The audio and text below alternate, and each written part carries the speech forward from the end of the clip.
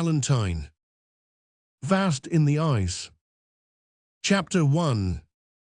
One day, many years ago, a brig cast off from her moorings and sailed from a British port for the polar seas. That brig never came back. Many a hearty cheer was given, many a kind wish was uttered, many a handkerchief was waved, and many a tearful eye gazed that day as the vessel left Old England and steered her course into the unknown regions of the far north. But no cheer ever greeted her return, no bright eyes ever watched her homeward-bound sails rising on the far-off horizon. Battered by the storms of the Arctic seas, her sails and cordage stiffened by the frosts, and her hull rasped and shattered by the ice of those regions, she was forced on a shore where the green grass has little chance to grow, where winter reigns nearly all the year round, where man never sends his merchandise and never drives his plough. There the brig was frozen in. There for 2 long years she lay unable to move, and her starving crew forsook her. There year after year she lay unknown, unvisited by civilized man, and unless the wild Eskimos, see Note 1, have torn her to pieces and made spears of her timbers, or the ice has swept her out to sea and whirled her to destruction, there she lies still, hard and fast in the ice. The vessel was lost, but her crew were saved, and most of them returned to tell their kinsfolk of the wonders and the dangers of the frozen regions, where God has created some of the most beautiful and some of the most awful objects that were ever looked on by the eye of man. What was told by the fireside long ago is now recounted in this book. Imagine a tall, strong man of about 45, with short, curly black hair just beginning to turn gray, stern black eyes that look as if they could pierce into your secret thoughts, a firm mouth with lines of goodwill and kindness lurking about it, a deeply browned skin, and a short, thick beard and mustache. That is a portrait of the commander of the brig. His name was Harvey. He stood on the deck, close by the wheel, looking wistfully over the stern.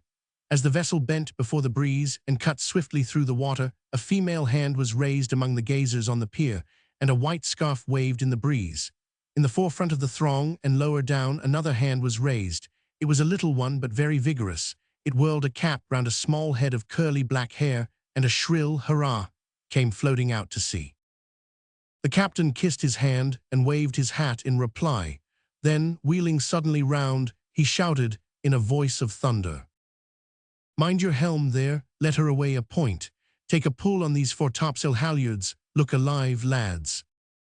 "Aye, aye, sir," replied the men. There was no occasion whatever for these orders. The captain knew that well enough, but he had his own reasons for giving them.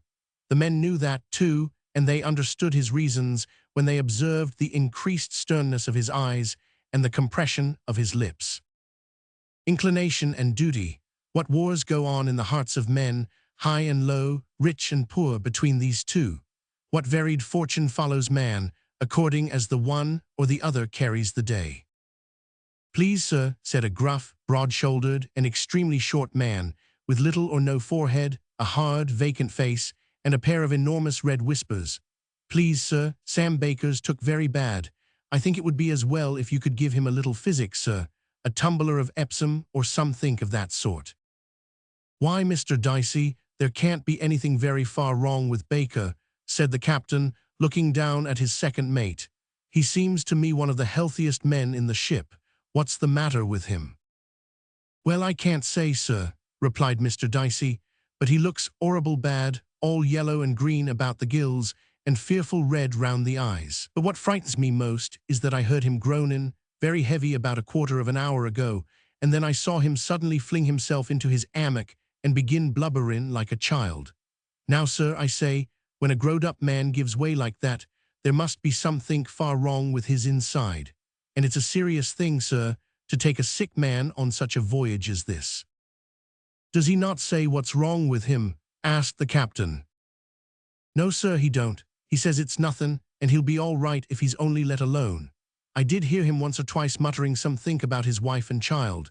You know, sir, he's got a young wife, and she had a baby about 2 months 'fore we came away, but I can't think that's got much to do with it, for I've got a wife myself, sir, and 6 children, 2 of 'em bane babies, and that don't upset me, and Baker's a much stronger man." "You are right, Mr. Dicey. "He is a much stronger man than you," replied the captain, "and I doubt not that his strength will enable him to get over this without the aid of physic." "Very well, sir," said Mr. Dicey. The second mate was a man whose countenance never showed any signs of emotion, no matter what he felt. He seldom laughed, or if he did, his mouth remained almost motionless, and the sounds that came out were anything but cheerful. He had light grey eyes which always wore an expression of astonishment, but the expression was accidental. It indicated no feeling. He would have said, "Very well, sir," if the captain had refused to give poor Baker food instead of physic. "And harkee, Mr. Dicey," said the captain, "don't let him be disturbed till he feels inclined to move." "Very well, sir," replied the second mate, touching his cap as he turned away. "So," murmured the captain, as he gazed earnestly at the now distant shore, "I'm not the only one who carries a heavy heart to see this day and leaves sorrowing hearts behind him." Note 1. This word is here spelled as pronounced. It is usually spelled Esquimaux. Chapter 2. At Sea, the First Storm. It is now hundreds of years since the North Polar regions began to attract general attention. Men have long felt very inquisitive about that part of the earth, and many good ships, many noble lives have been lost in trying to force a passage through the ice that encumbers the Arctic seas, summer and winter. Britain has done more than other nations in the cause of discovery within the Arctic Circle. The last and greatest of her Arctic heroes perished there, the famous Sir John Franklin. Were I writing a history of those regions, I would have much to say of other countries as well as of our own. But such is not my object in this book. I mean simply to follow in the wake of one of Britain's adventurous discoverers, and thus give the reader an idea of the fortunes of those gallant men who risk life and limb for the sake of obtaining knowledge of distant lands. There have always been restless spirits in this country. There have ever been men who, when boys, were full of mischief, and who could settle to nothing when they grew up. Lucky for us, lucky for the world, that such is the case. Many of our restless spirits, as we call them, have turned out to be our heroes, our discoverers, our greatest men. No doubt many of them have become our drones, our sharpers, our blacklegs. But that is just saying that some men are good, while others are bad. No blame is due to what is called the restlessness of spirit. Our restless men, if good, find rest in action, in bold, energetic toil. If bad, they find rest, alas, in untimely graves. Captain Harvey was one of our restless spirits. He had a deeply learned friend who said to him one day that he felt sure there was a sea of open water round the North Pole. Hundreds of ships had tried to reach that pole without success, because they always found a barrier of thick ice raised against them. This friend said that if a ship could only cut or force its way through the ice to a certain latitude north, open water would be found. Captain Harvey was much interested in this. He could not rest until he had proved it. He had plenty of money, so had his friend. They resolved to buy a vessel and send it to the seas lying within the Arctic Circle. Other rich friends helped them. A brig was bought. It was named the Hope, and as we have seen in the last chapter, it finally set sail under command of Captain Harvey. Many days and nights passed, and the Hope kept her course steadily toward the coast of North America. Greenland was the first land they hoped to see. Baffin's Bay was the strait through which they hoped to reach the open polar sea. The Hope left England as a whaler, with all the boats, lances, harpoons, lines, and other apparatus used in the whale fishery.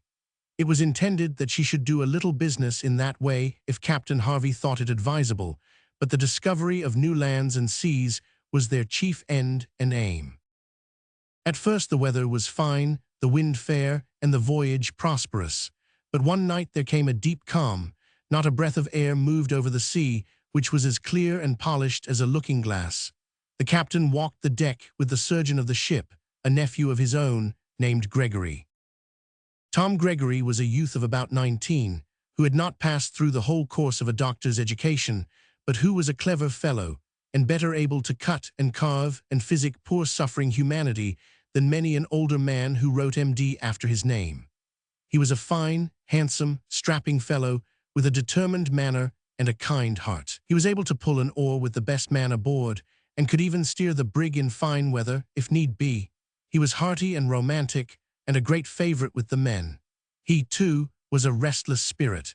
He had grown tired of college life, and had made up his mind to take a year's run into the polar regions, by way of improving his knowledge of the outlandish parts of the world.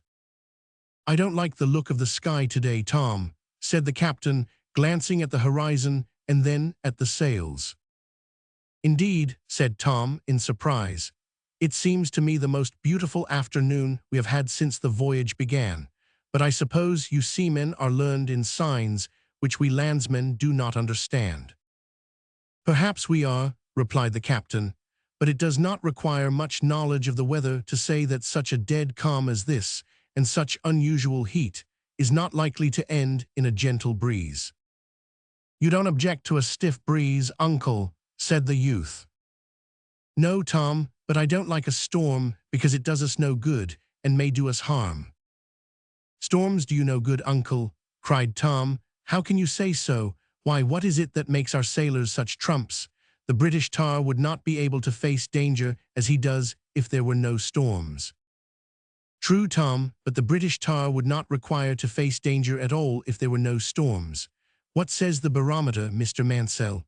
said the captain, looking down the skylight into the cabin, where the first mate, a middle-sized man of 35 or thereabouts, was seated at the table writing up the ship's logbook. "The glass has gone down an inch, sir, and is still falling," answered the mate. "Reef the topsail, Mr. Dicey," cried the captain on hearing this. "Why such haste?" inquired Gregory. "Because such a sudden fall in the barometer is a sure sign of approaching bad weather," answered the captain. The first man on the shrouds and out upon the main topsail yard was Sam Baker, whose active movements and hearty manner showed that he had quite recovered his health without the use of physic. He was quickly followed by some of his shipmates, all of whom were picked men, able in body and ready for anything. In a few minutes sail was reduced. Soon after that clouds began to rise on the horizon and spread over the sky. Before half an hour had passed the breeze came far stronger than had been expected, and the order to take in sail had to be repeated. Baker was first again. He was closely followed by Joe Davis and Jim Croft, both of them sturdy fellows, good specimens of the British seamen. Davy Butts, who came next, was not so good a specimen. He was nearly 6 feet high, very thin and loosely put together like a piece of bad furniture. But his bones were big, and he was stronger than he looked. He would not have formed one of such a crew had he not been a good man. The rest of the crew, of whom there were 18, not including the officers, were of all shapes, sizes, and complexions. The sails had scarcely been taken in when the storm burst on the brig in all its fury. The waves rose like mountains and followed after her, as if they were eager to swallow her up. The sky grew dark overhead as the night closed in, the wind shrieked through the rigging, and the rag of canvas that they ventured to hoist seemed about to burst away from the yard. It was an awful night, such a night as causes even reckless men to feel how helpless they are, how dependent on the arm of God. The gale steadily increased until near midnight, when it blew a perfect hurricane. "It's a dirty night," observed the captain to the second mate, as the latter came on deck to relieve the watch. "It is, sir," replied Mr. Dicey, as coolly as if he were about to sit down to a good dinner on shore. Mr. Dicey was a remarkably matter-of-fact man. He looked upon a storm as he looked upon a fit of the toothache, a thing that had to be endured, and was not worth making a fuss about. "It won't last long," said the captain. "No, sir, it won't," answered Mr. Dicey. As Mr. Dicey did not seem inclined to say more, the captain went below and flung himself on a locker, having given orders that he should be called if any change for the worse took place in the weather. Soon afterward a tremendous sea rose high over the stern, and part of it fell on the deck with a terrible crash, washing Mr. Dicey into the lee scuppers and almost sweeping him overboard. On regaining his feet and his position beside the wheel, the second mate shook himself and considered whether he ought to call the captain. Having meditated some time, he concluded that the weather was no worse, although it had treated him very roughly, so he did not disturb the captain's repose. Thus the storm raged all that night. It tossed the Hope about like a cork. It well-nigh blew the sails off the masts and almost blew Mr. Dicey's head off his shoulders. Then it stopped as it had begun, suddenly. Chapter 3. In the Ice, Dangers of Arctic Voyaging. Next morning, the Hope was becalmed in the midst of a scene more beautiful than the tongue or the pen of man can describe. When the sun rose that day, it shone upon what appeared to be a field of glass and a city of crystal. Every trace of the recent storm was gone except a long swell, which caused the brig to roll considerably, but which did not break the surface of the sea. Ice was to be seen all round as far as the eye could reach, ice in every form and size imaginable, and the wonderful thing about it was that many of the masses resembled the buildings of a city. There were houses and churches and monuments and spires and ruins. There were also islands and mountains. Some of the pieces were low and flat, no bigger than a boat. Others were tall, with jagged tops. Some of the fields, as they are called, were a mile and more in extent, and there were a number of bergs or ice mountains higher than the brig's topmasts. These last were almost white, but they had in many places a greenish-blue color that was soft and beautiful. The whole scene shone and sparkled so brilliantly in the morning sun that one could almost fancy it was one of the regions of fairyland. When young Gregory came on the quarterdeck, no one was there except Jim Croft, a short, thick-set man with the legs of a dwarf and the shoulders of a giant. He stood at the helm, and although no steering was required, as there was no wind, he kept his hands on the spokes of the wheel and glanced occasionally at the compass. The first mate, who had the watch on deck, was up at the masthead, observing the state of the ice. "How glorious!" exclaimed the youth as he swept his sparkling eye round the horizon. "Ah, Croft, is not this splendid?" "So it is, sir," said the seaman, turning the large quid of tobacco that bulged out his left cheek. "It's very beautiful, no doubt, but it's common, rather thick for my taste." "How so?" inquired Gregory. "There seems to me plenty of open water to enable us to steer clear of these masses. Besides, as we have no wind, it matters little, I should think, whether we have room to sail or not." "You've not seed much o' the ice yet, that's plain," said Croft, "else you'd know that the floes are clossin' round us, and we'll soon be fast in the pack if a breeze don't spring up to help us." As the reader may not, perhaps, understand the terms used by Arctic voyagers in regard to the ice in its various forms, it may be as well here to explain the meaning of those most commonly used. When ice is seen floating in small detached pieces and scattered masses, it is called floe ice, and men speak of getting among the floes. When these floes close up, so that the whole sea seems to be covered with them and little water can be seen, it is called pack ice. When the pack is squeezed together, so that lumps of it are forced up in the form of rugged mounds, these mounds are called hummocks. A large mass of flat ice, varying from 1 mile to many miles in extent, is called a field, and a mountain of ice is called a berg. All the ice here spoken of, except the berg, is sea ice, formed by the freezing of the ocean in winter. The berg is formed in a very different manner. Of this more shall be said in a future chapter. "Well, my lad," said Gregory, in reply to Jim Croft's last observation, "I have not seen much of the ice yet, as you truly remark, so I hope that the wind will not come to help us out of it for some time. You don't think it dangerous to get into the pack, do you?" "Well, not exactly dangerous, sir," replied Croft, "but I must say that it ain't safe, specially when there's a swell on like this, but that'll go down soon. 500, you know what a nip is, Dr. Gregory?" "I think I do, at least I have read of such a thing, but I should be very glad to hear what you have to say about it. No doubt you have felt one." "Felt one?" cried Jim, screwing up his face and drawing his limbs together as if he were suffering horrible pain. "No, I've never felt one. The man what feels a nip ain't likely to live to tell what his feelin' was. But I've seed one." "You've seen one, have you? That must have been interesting. Where was it?" "Not very far from the Greenland coast," said Croft, giving his quid another turn. "This was the way of it. You must know that there was 2 ships of us in company at the time. Whalers we was. We got into the heart of the pack somehow, and we thought we'd never get out of it again. There was nothing but ice all round us as far as the eye could see. The name of our ship was the Nancy. Our comrade was the Bullfinch.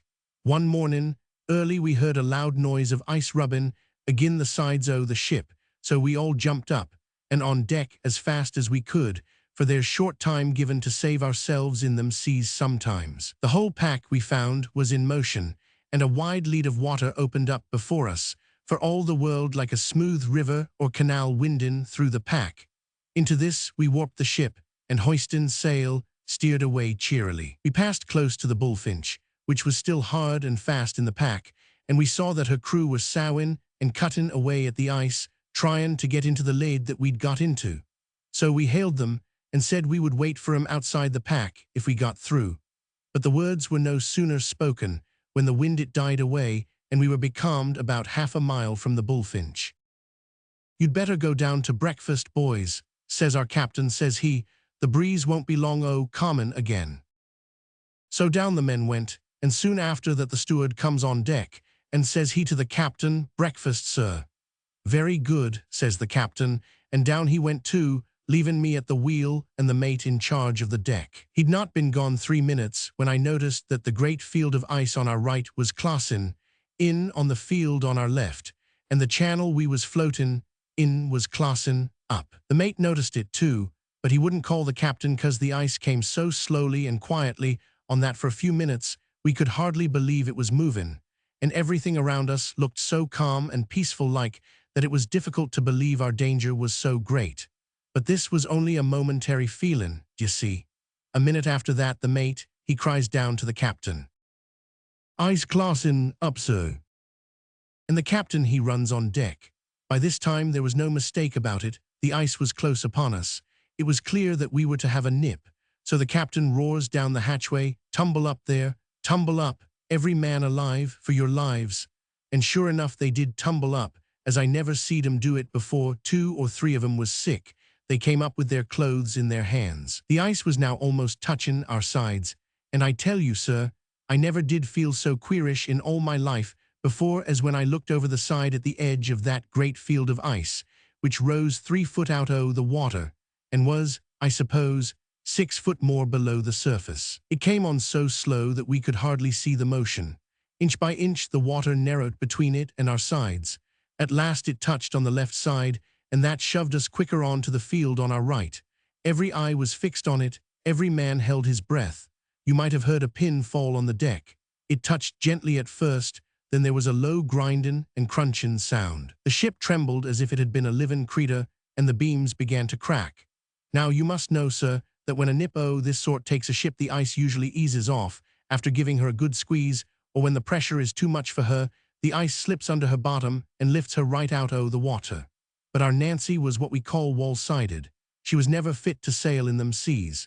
The consequence was that the ice crushed her sides in. The moment the captain heard the beams begin to go, he knew it was all up with the ship, so he roared to take to the ice for our lives. You may be sure we took his advice. Over the side we went, every man jack of us, and got on the ice. We did not take time to save an article belonging to us, and it was as well we did not, for the ice closed up with a crash, and we heard the beams and timbers rending like a fire of musketry in the hold. Her bottom must have been cut clean away, for she stood on the ice just as she had floated on the sea. Then the noise stopped, the ice eased off, and the ship began to settle. The lead of water opened up again. In 10 minutes after that the Nancy went to the bottom and left us standing there on the ice. It was the mercy of God that let it happen so near the Bullfinch. We might have been out o' sight o' that ship at the time, and then every man of us would have been lost. As it was, we had a hard scramble over a good deal of loose ice, jumping from lump to lump, and some of us fallen into the water several times before we got aboard. Now that was a bad nip, sir, warn't it? It certainly was, replied Gregory, and although I delight in being among the ice, I sincerely hope that our tight little brig may not be tried in the same way, but she is better able to stand it, I should think. That she is, sir, replied Croft, with much confidence.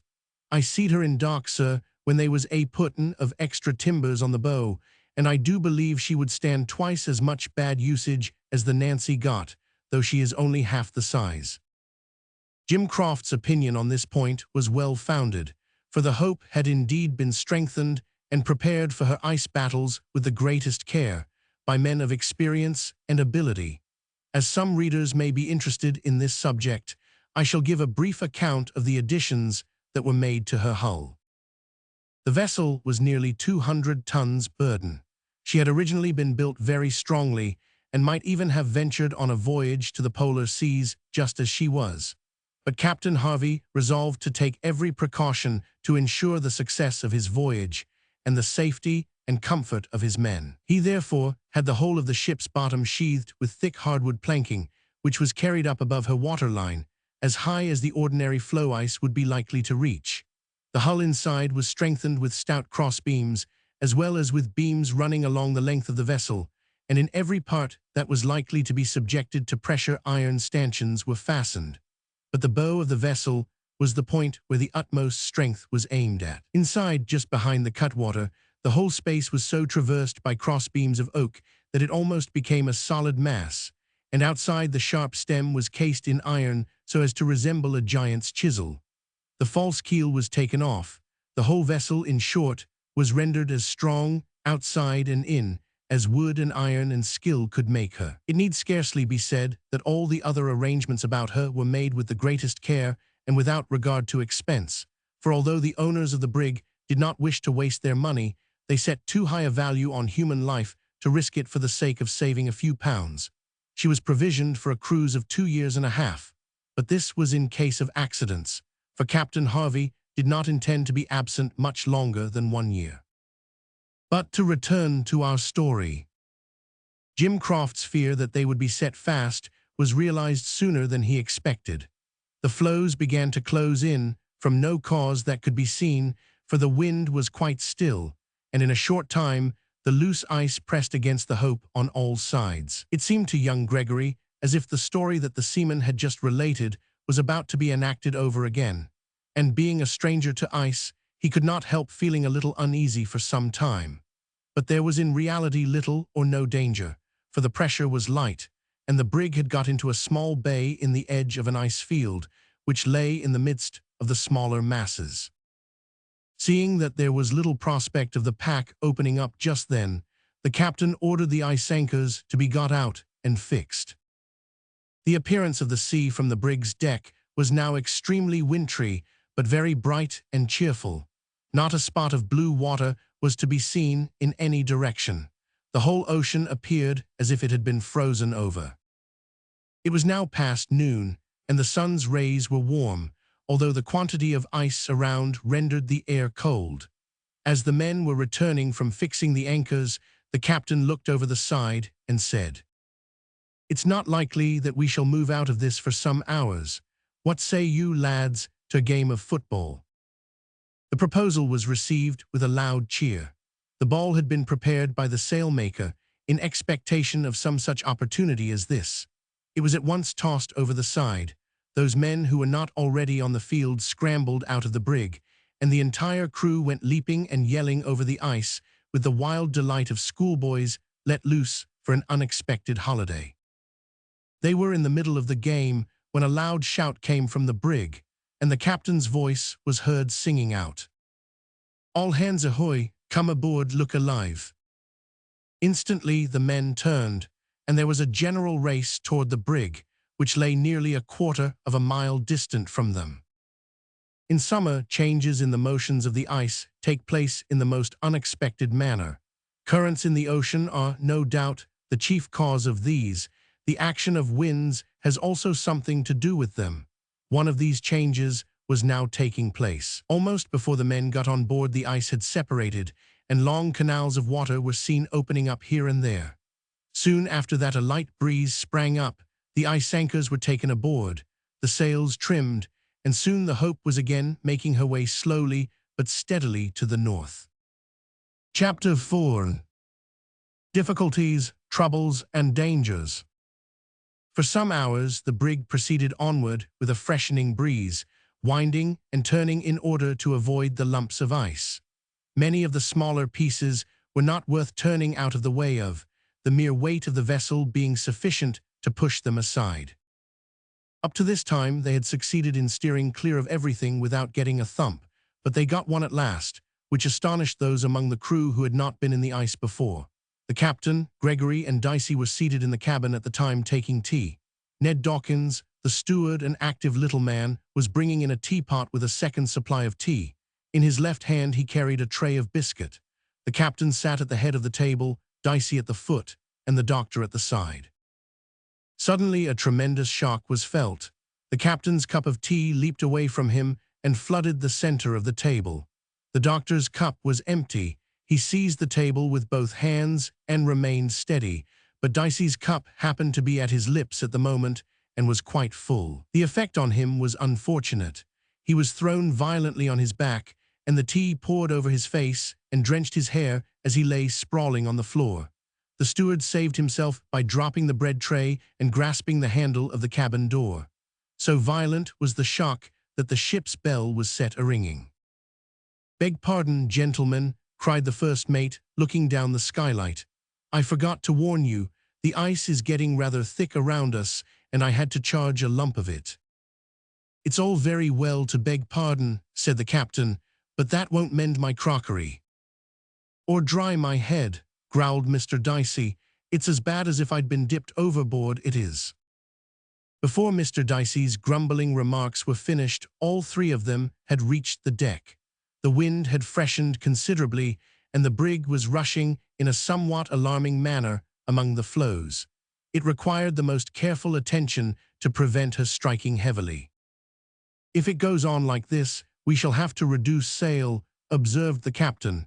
"See, there is a neck of ice ahead that will stop us." This seemed to be probable, for the lane of water along which they were steering was, just ahead of them, stopped by a neck of ice that connected two floe pieces. The water beyond was pretty free from ice, but this neck or mass seemed so thick that it became a question whether they should venture to charge it or shorten sail. "Stand by the fore and main topsail braces," shouted the captain. "Aye, aye, sir." "Now, Mr. Mansell," said he, with a smile, "we have come to our first real difficulty. What do you advise? Shall we back the topsails, or try what our little hope is made of, and charge the enemy?" "Charge," answered the mate. "Just so," said the captain, hastening to the bow to direct the steersman. "Port your helm." "Steady." The brig was now about 50 yards from the neck of ice, tearing through the water like a race horse. In another moment she was up to it and struck it fair in the middle. The stout little vessel quivered to her keel under the shock, but she did not recoil. She split the mass into fragments, and bearing down all before her, sailed like a conqueror into the clear water beyond. "Well done, the Hope," said the captain as he walked aft, while a cheer burst from the men. "I think she ought to be called the Good Hope ever after this," said Tom Gregory. "If she cuts her way through everything as easily as she has cut through that neck of ice, we shall reach the North Pole itself before winter." "If we reach the North Pole at all," observed Mr. Dicey, "I'll climb up to the top of it and stand on my head, I will." The second mate evidently had no expectation of reaching that mysterious pole, which men have so long and so often tried to find in vain. "Heavy ice ahead, sir," shouted Mr. Mansell, who was at the masthead with a telescope. "Where away?" "On the weather bow, sir. The pack seems open enough to push through, but the large bergs are numerous." The Hope was now indeed getting into the heart of those icy regions where ships are in constant danger from the floating masses that come down with the ocean currents from the far north. In sailing along, she was often obliged to run with great violence against lumps so large that they caused her whole frame to tremble, stout though it was.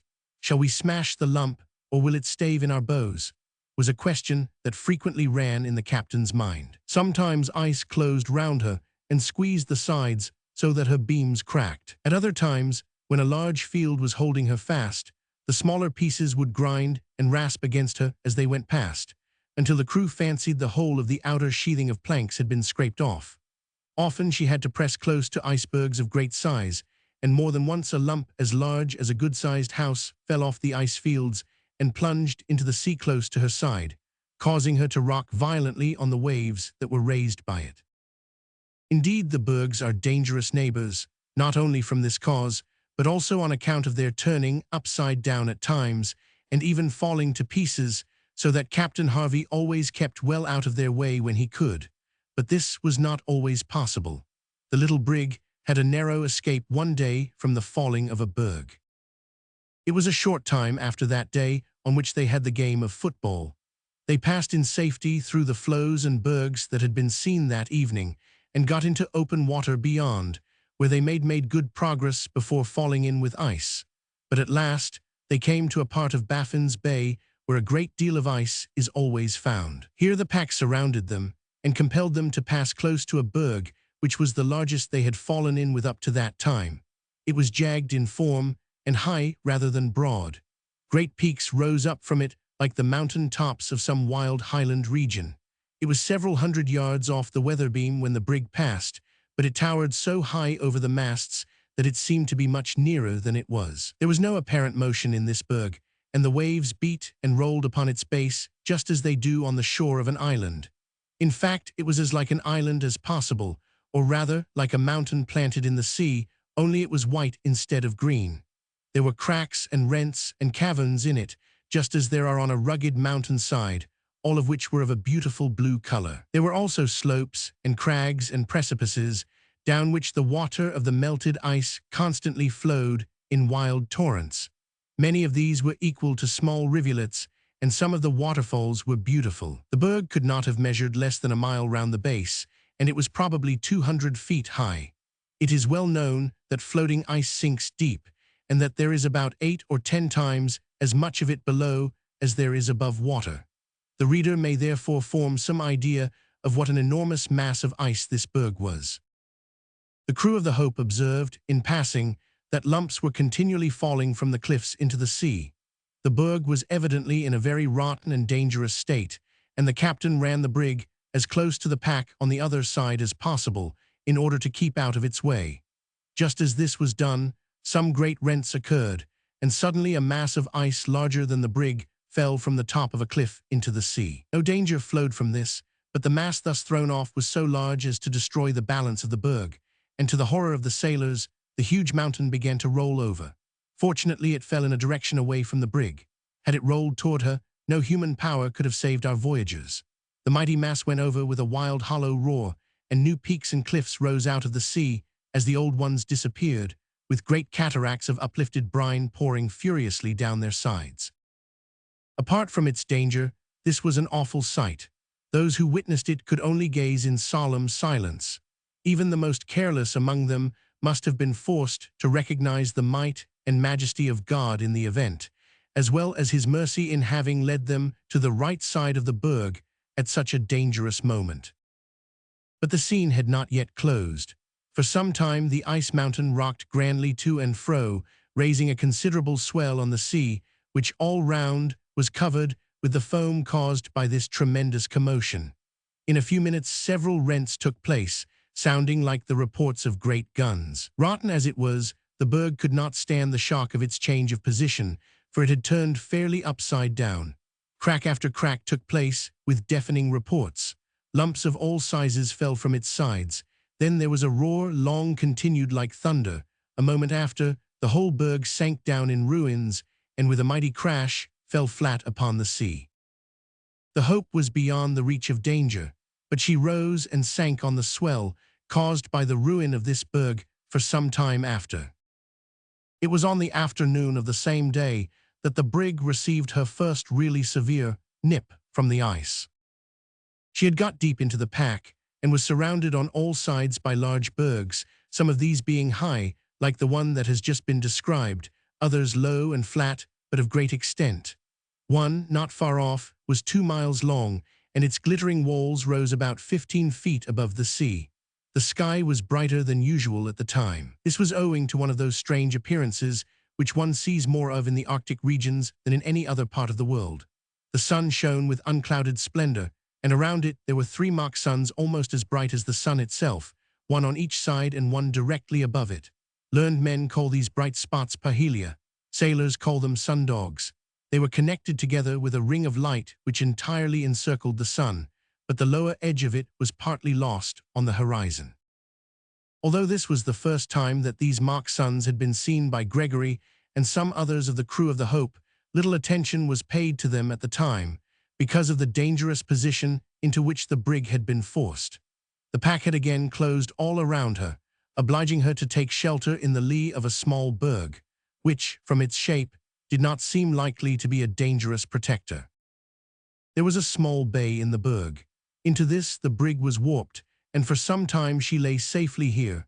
It was just large enough to hold her, and a long tongue of ice, projecting from the foot of it, kept off the pressure of the sea ice. Nevertheless, a look of anxiety rested on the captain's face after the ice anchors had been made fast. "You don't seem to like our position, Captain," said young Gregory, who had been watching the doings of the men and then lent them a hand. "I don't, Tom. The pack is closing tight up, and this berg may prove an enemy instead of a friend if it forces into our harbor here. Let us hear what our mate thinks of it. What say you, Mr. Mansell? Shall we hold on here or warp out and take our chance in the pack?" "Better hold on, sir," answered the mate gravely. "The pack is beginning to grind. We should get a tight embrace, I fear, if we went out.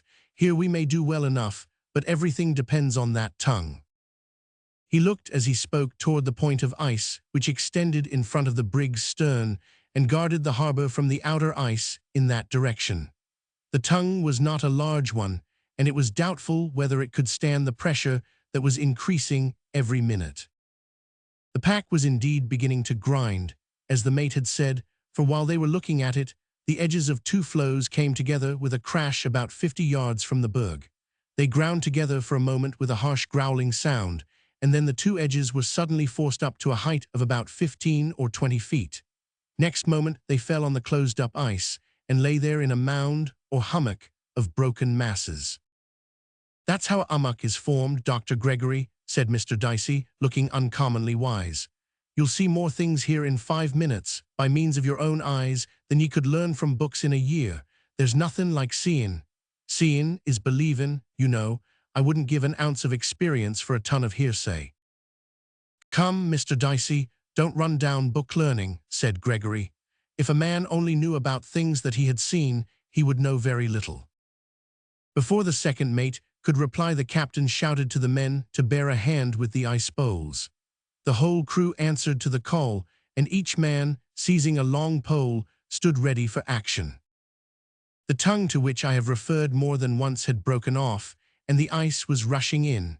The bay was full in a minute, and although the men used their ice poles actively and worked with a will, they could not shove the pieces past them. The Hope was driven bow on to the berg. Then there was a strain, a terrible creaking and groaning of the timbers, as if the good little vessel were complaining of the pressure. All at once there was a loud crack, the bow of the brig lifted a little, and she was forced violently up the sloping side of the berg. Twice this happened, and then she remained stationary, high and dry out of the water. Chapter 5. A gale narrow escapes, signs of winter set fast. During the rest of that day, and the whole of that night, did the brig remain fixed on the berg. Early next morning, the ice began to move.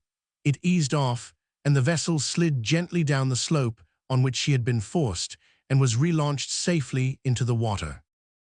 The satisfaction of the crew, on being thus delivered from a position of much danger, was very great, but they had no sooner escaped from one peril than they were overtaken by another. A sharp breeze sprang up from the eastward and drove them out into the pack, which began to heave about in a terrible manner under the influence of the wind. Soon this increased to a gale, and the ice was driven along at great speed by a strong northerly current. While this was going on, land was discovered bearing to the northeast. Here was new danger, for although it was not a lee shore, still there was some risk of the vessel being caught among grounded icebergs, of which a few were seen. The gale increased to such a degree before night that Captain Harvey began to think of taking shelter under the lee of one of these bergs. He therefore stood toward one, but before reaching it, the vessel received 1 or 2 severe shocks from passing floes. A large berg lay within half a mile of them. They reached it in safety, and getting under its lee, lowered a boat and fixed their ice anchors. Just after they were fixed, a mass of ice, the size of a ship's longboat and many tons in weight, came suddenly up out of the sea with great violence, the top of it rising above the bulwarks. One corner of it struck the hull just behind the mainmast and nearly stove in the bottom of the brig. This lump was what Arctic voyagers term a calf. When masses of ice break off from the bergs far below the surface of the water, they rise with extreme violence, and ships run great risk of being destroyed by these calves when they anchor too near to the bergs. Had this calf struck the Hope, a fair blow she must certainly have gone down with all on board. They were not yet freed from their troubles, however. In half an hour the wind shifted a few points, but the stream of the loose ice did not change. The brig was, therefore, blown right in among the rushing masses. The 3 cables that held her were snapped as if they had been pieces of pack-thread, and she was whirled out into the pack, where she drove helplessly, exposed to the fury of the howling storm and the dangers of the grinding ice. Captain Harvey now felt that he could do nothing to save his vessel. He believed that if God did not mercifully put forth his hand to deliver them by a miracle, he and his companions would certainly perish. In this, the captain was wrong. Nothing is impossible to the Almighty. He can always accomplish his purposes without the aid of a miracle. There did indeed seem no way of escape, for the driving masses of ice were grinding each other to powder in nearly every direction, and the brig only escaped instant destruction by being wedged between 2 pieces that held together from some unknown cause. Presently they were carried down toward a large berg that seemed to be aground, for the loose ice was passing it swiftly. This was not the case, however. An undercurrent, far down in the depths of the sea, was acting on this berg, and preventing it from traveling with the ice that floated with the stream at the surface. In its passing, the mass of ice that held them struck one of the projecting tongues beneath the surface and was split in 2. The brig was at once set free. As they passed, they might almost have leaped upon the berg. Captain Harvey saw and seized his opportunity. "Stand by to heave an anchor," he shouted. Sam Baker, being the strongest man in the ship, sprang to one of the small ice anchors that lay on the deck with a line attached to it, and lifting it with both hands, stood ready. The brig passed close to the end of the berg, where the lee side formed a long tail of sheltered water. She was almost thrust into this by the piece of ice from which she had just escaped. She grazed the edge of the berg as she drove past. "Heave!" shouted the captain. Sam Baker swung the anchor round his head as if it had been a feather and hurled it far upon the ice. For a few yards it rattled over the slippery surface, then it caught a lump, but the first strain broke it off. Just after that it fell into a crack and held on. The brig was checked and swung round into the smooth water, but they had to ease off the line lest it should snap. At last she was brought up and lay safely under the shelter of that berg until the storm was over. Some weeks flew by after this, without anything occurring worthy of particular notice. During this time, the Hope made good progress into the polar regions, without again suffering severely either from ice or storm, although much retarded by the thick fogs that prevail in the Arctic regions. She was indeed almost always surrounded by ice, but it was sufficiently open to allow of a free passage through it. Many whales and seals had been seen, also 1 or 2 bears, but not in circumstances in which they could be attacked without occasioning much delay. The brief summer had now passed away, and the days began to shorten as winter approached. Still, Captain Harvey hoped to get farther north before being obliged to search for winter quarters. One morning early in September, however, he found to his sorrow that pancake ice was forming on the sea. When the sea begins to freeze, it does so in small needle-like spikes, which cross and recross each other until they form thin ice, which the motion of the waves breaks up into flat cakes about a foot or so across. These, by constantly rubbing against each other, get worn into a rounded shape. Sailors call this pancake ice. It is the first sign of coming winter. The cakes soon become joined together as the frost increases. The place where this occurred was near to those wild cliffs that rise out of the sea in the channels or straits that lie at the head of Baffin's Bay. The vessel was now beyond the farthest point of land that had been discovered at the time of which I am writing, and already 1 or 2 of the headlands had been named by Captain Harvey and marked on his chart. "I don't like to see pancake ice so early in the season," remarked the captain to Mr. Mansell. "No more do I, sir," answered the mate, This would be a bad place to winter in, I fear. Land ahead, was shouted at that moment by the lookout at the masthead. Keep her away 2 points, said the captain to the man at the helm. How does it lie? Right ahead, sir. Any ice near it? No, all clear. The brig was kept a little more out to sea. Soon she came to more open water, and in the course of 4 hours was close to the land, which proved to be a low, barren island, not more than a mile across. Here the wind died away altogether, and a sharp frost set in. The pancakes became joined together, and on the following morning, when our friend Gregory came on deck, he found that the whole ocean was covered with ice.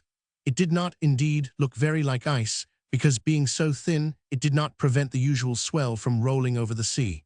A light breeze was blowing, and the brig cut her way through it for some time, but the breeze soon died away, leaving her becalmed within 1/4 of a mile of the island. For some time, the voyagers hoped that a thaw would take place or that wind would break up the ice, but they were disappointed. This was the first touch of the cold hand of winter, and the last day of the hopes advanced northward. Seeing this, Captain Harvey set energetically to work to cut his way into winter quarters, for it would not do to remain all winter in the exposed position in which his vessel then lay. On his right was the island, already referred to, about 1/4 of a mile off. Beyond this, about 5 miles distant, were the high steep cliffs of the western coast of Greenland. Everywhere else lay the open sea, covered here and there with floes and bergs, and coated with new ice. This ice became so thick in the course of another night that the men could walk on it without danger. By means of saws and chisels made for the purpose, they cut a passage toward the island and finally moored the brig in a small bay which was sheltered on all sides except the east. This, being the land side, required no protection. They named the place Refuge Harbor. Everyone was now full of activity. The voyagers had reached the spot where they knew they were destined to spend the winter, and much had to be done before they could consider themselves in a fit state to face that terrible season. Winter in the polar regions extends over 8 months of the year, from September to May, but so much of ice and snow remains there all the summer that winter can scarcely be said to quit those regions at all. It is difficult to imagine what the Arctic winter is. We cannot properly understand the tremendous difficulties and sufferings that men who go to the polar seas have to fight against. Let the reader think of the following facts, and see if he does not draw his chair closer to the fire and feel thankful that he has not been born an Eskimo and is not an Arctic seaman. Winter within the Arctic Circle, as I have said, is fully 8 months long. During that time the land is covered with snow many feet deep, and the sea with ice of all degrees of thickness, from vast fields of 10 or 15 feet thick to bergs the size of islands and mountains, all frozen into one solid mass. There is no sunlight there, night or day, for 3 out of these 8 winter months, and there is not much during the remaining 5. In summer, there is perpetual sunlight, all night as well as all day, for about 2 months. For many weeks the sun never descends below the horizon. It is seen every day and every night sweeping a complete circle in the bright blue sky. Having been so free of his light in summer, the sun seems to think he has a right to absent himself in winter, for the 3 months of darkness that I have spoken of are not months of partial, but of total darkness, as far at least as the sun is concerned. The moon and stars and the northern lights do, indeed, give their light when the fogs and clouds will allow them, but no one will say that these make up for the absence of the sun. Then the frost is so intense that everything freezes solid except pure spirits of wine. Unless you have studied the thermometer, you cannot understand the intensity of this frost. But for the sake of those who do know something about extreme cold, I give here a few facts that were noted down during the winter that my story tells of. On the 10th of September, these icebound voyagers had 18 degrees of frost, and the darkness had advanced on them so rapidly that it was dark about 10 at night. By the 1st of October, the ice round the brig was 1.5 feet thick. Up to this time, they had shot white hares on the island, and the hunting parties that crossed the ice to the mainland shot deer and musk oxen and caught white foxes in traps. Gulls and other birds, too, had continued to fly around them, but most of these went away to seek warmer regions farther south. Walrus and seals did not leave so soon. They remained as long as there was any open water out at sea. The last birds that left them, and the first that returned in spring, were the snowbirds, little creatures about the size of a sparrow, almost white, with a few brown feathers here and there. The last of these fled from the darkening winter on the 7th of November and did not return until the 1st of the following May. When they left, it was dark almost all day. The thermometer could scarcely be read at noon, and the stars were visible during the day. From this time forward, thick darkness set in, and the cold became intense. The thermometer fell below zero, and after that they never saw it above that point for months together. 20 degrees, 30 degrees, and degrees below were common temperatures. The ice around them was 10 feet thick. On the 1st of December, noon was so dark that they could not see 50 yards ahead, and on the 15th, the fingers could not be counted a foot from the eyes. The thermometer stood at 40 degrees below zero. The darkness could not now become greater, but the cold still continued to grow more intense. It almost doubled in severity. In January, it fell to 67 degrees below zero. So great was this cold that the men felt impelled to breathe gradually.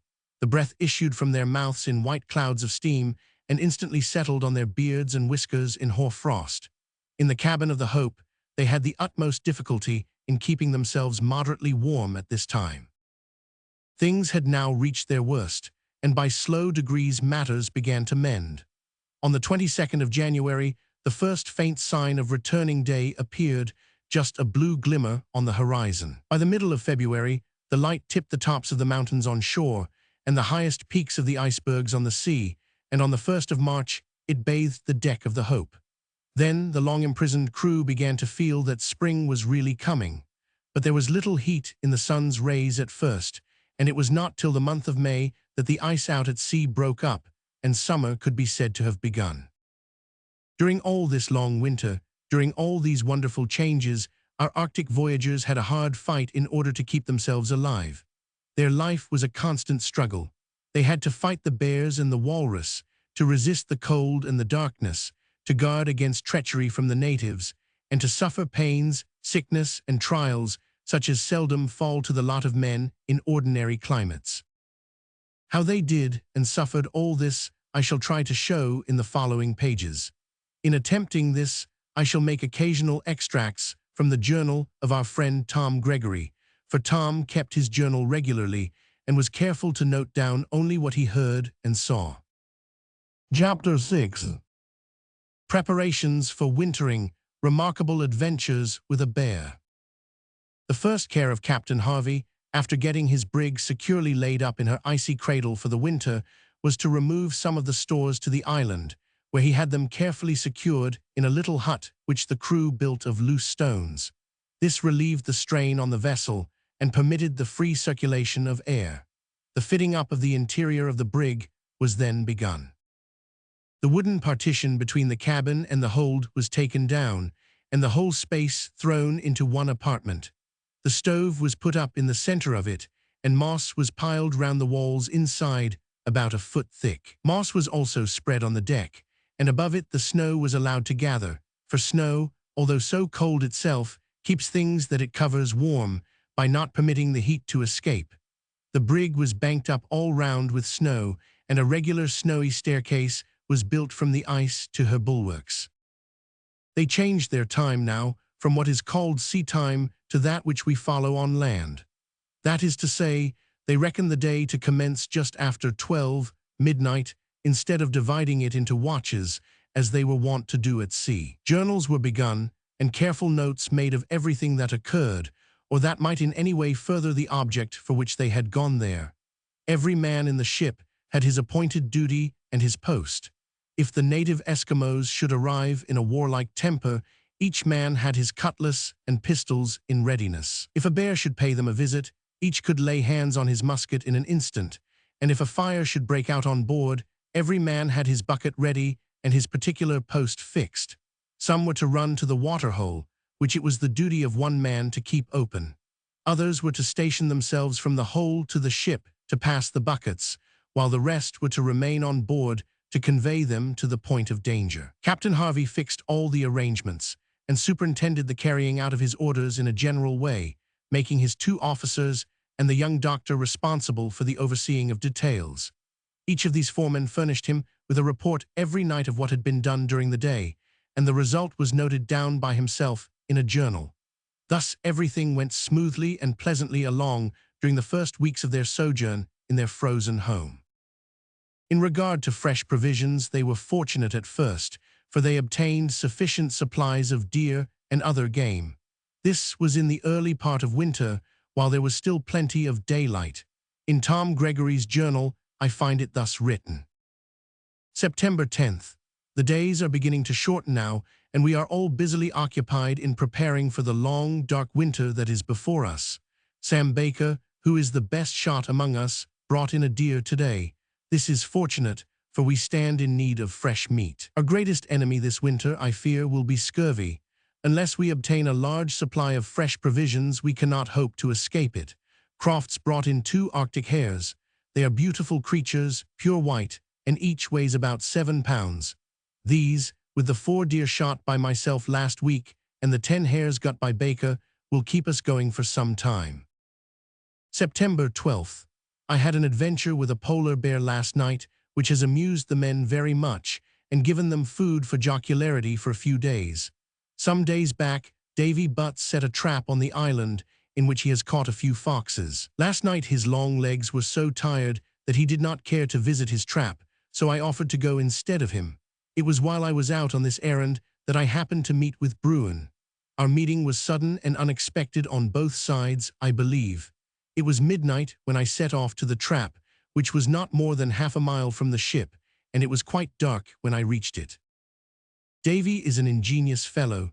His trap is made of 4 blocks of hard snow, with a sort of wooden trigger that goes off the moment the bait is touched, and allows a heavy log to fall down on the poor fox's back. There was no fox there, however, when I reached it. I went down on my knees and was examining the bait, when I heard a low growl. I leaped up and felt for the knife which I usually carried in my belt. It was not there. In the haste of my departure from the ship, I had forgotten to buckle it on. I had no gun, of course. It was too dark to shoot, and I had not counted on meeting with any dangerous enemy. I could only crouch down behind a lump of ice and hope that the bear would go away, but another growl, much louder than the first, and close at hand, showed that I had been seen. It was so dark that I could hardly see 50 yards ahead. There was a great chasm or hole just in front of me. This was the place where the main body of the sea ice had been separated from the shore ice that was aground. Here every rise and fall of the tide had broken it afresh, so that the rent was 20 yards wide and full of large blocks that had been tossed about in confusion. Across this I gazed into the gloom and thought I saw an object that looked like a large block of rounded ice. Before I could make up my mind how to act, the block of ice rose up with a furious roar and charged me. The chasm checked him for a moment, but for this I should have been caught immediately. While he was scrambling over it, I took to my heels and ran along the edge of the ice at the top of my speed. There was a narrow part of the chasm which I had looked at in daylight and wondered whether I might venture to leap across it. I had made up my mind that it was too wide and dangerous to be attempted, but it is wonderful how quickly a man changes his mind on such a point when a polar bear is roaring at his heels. I came to the gap in the ice. It was 10 feet deep and 13 or 14 feet across. The jagged lumps of ice at the bottom lay there in horrible confusion. There was barely light enough to see where the hole was when I came within 10 yards of it, but I did not hesitate. A rush, a bound, and I went over like a cat. Not so the bear. He had not measured the place with his eye in daylight, as I had done. He made a gallant leap, it is true, but fell short, as I knew from the bursting sound and the growl of rage with which he came against the edge of the ice and fell back among the broken blocks. I did not wait to see how he got out, you may be sure, but ran as I never ran before in all my life. I reached the brig quite out of breath. The bear had not followed me up, for I did not see him that night again. Long Davy laughed at me a good deal and said he was sure I had been frightened at a shadow. It gave a wonderfully loud roar for a shadow. I hope that Davy himself may get a chase before the winter is over, just to convince him of his error in not believing me. The kind wish thus expressed in the young doctor's journal was gratified sooner than might have been expected. Only 2 days after the incident above described, poor Davy Butts met with the same bear, face to face, and had a run for his life, that turned the laugh from Tom Gregory to himself. It was on the afternoon of a clear, cold day, just about sunset. The men had finished dinner and were smoking their pipes on deck, stamping their feet and slapping their hands and arms to keep them warm. "Hallo, Davy, where are you bound for?" inquired the captain, on observing that Butts was wrapping himself carefully in his fur coat, tightening his belt, and putting on his mittens as if bent on a long journey. "I'm only goin' to take a look at my fox strap, sir, if you'll allow me." "Certainly, my lad. If you get a fox, it's well worth the trouble. And harkee, Davy, take your axe and make one or two more of these snow traps of yours. It will be a well-spent hour." "Why, Butts," exclaimed Gregory, "what do you mean to do with that big horse pistol? Surely you are not afraid of bears after laughing so much at the one that chased me." "Oh no, not afraid, you know," replied Davy, "but there's no harm in being armed." "Mind you shoot him straight in the eye or send a bullet up his nose. Them's the vulnerable parts of him," cried Joe Davis with a laugh as Butts went down the snow steps and got upon the ice. "I say," cried Pepper as he was moving away. "Well, bring his tongue aboard with you, and I'll cook it for supper." "Ah, and a bit of fat to fry it in," added the steward. "There's nothing like tongue fried in bear's grease." "No, no, Dawkins," said Mr. Dicey. "Hallo, Davy, bring the 'ams. Bear's 'ams are considered fust-rate heatin'." "No, don't bring the hams," shouted Jim Croft. "Fetch the tongue. That's the thing for supper of a cold night. Fetch the tongue, lad." "Hold your own tongue," shouted Davy in reply as he went off amid the laughter of his comrades. The sun sank soon after, and before the ingenious seaman had finished 2 new traps, the short twilight had gradually deepened into night. Still, there was plenty of light, for the sky was clear and studded with a host of stars. In addition to this, the aurora borealis was sending its beautiful flashes of pale green light all across the western sky. The aurora, which also goes by the names of northern lights, and streamers, and merry dancers, is seen in great splendor in these northern skies. When the seaman had finished his traps and looked up for a minute or two at the sky before starting on his return to the ship, he beheld the aurora extending over the heavens in the form of an irregular arch. It was extremely bright, but the brightness was not the same in all parts. It moved and waved gently about like a band of thin green fire. Every now and then long tongues or streamers darted up from it, and these were brighter than the rest. They were yellowish-white, and sometimes became pale pink in color.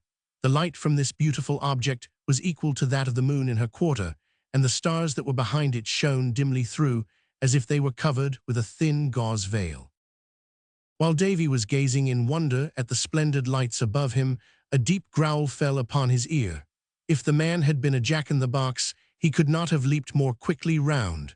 His pistol was out and cocked in a moment. The growl was followed by a roar, which drove all the blood back into Davy's heart and seemed to freeze it there, solid.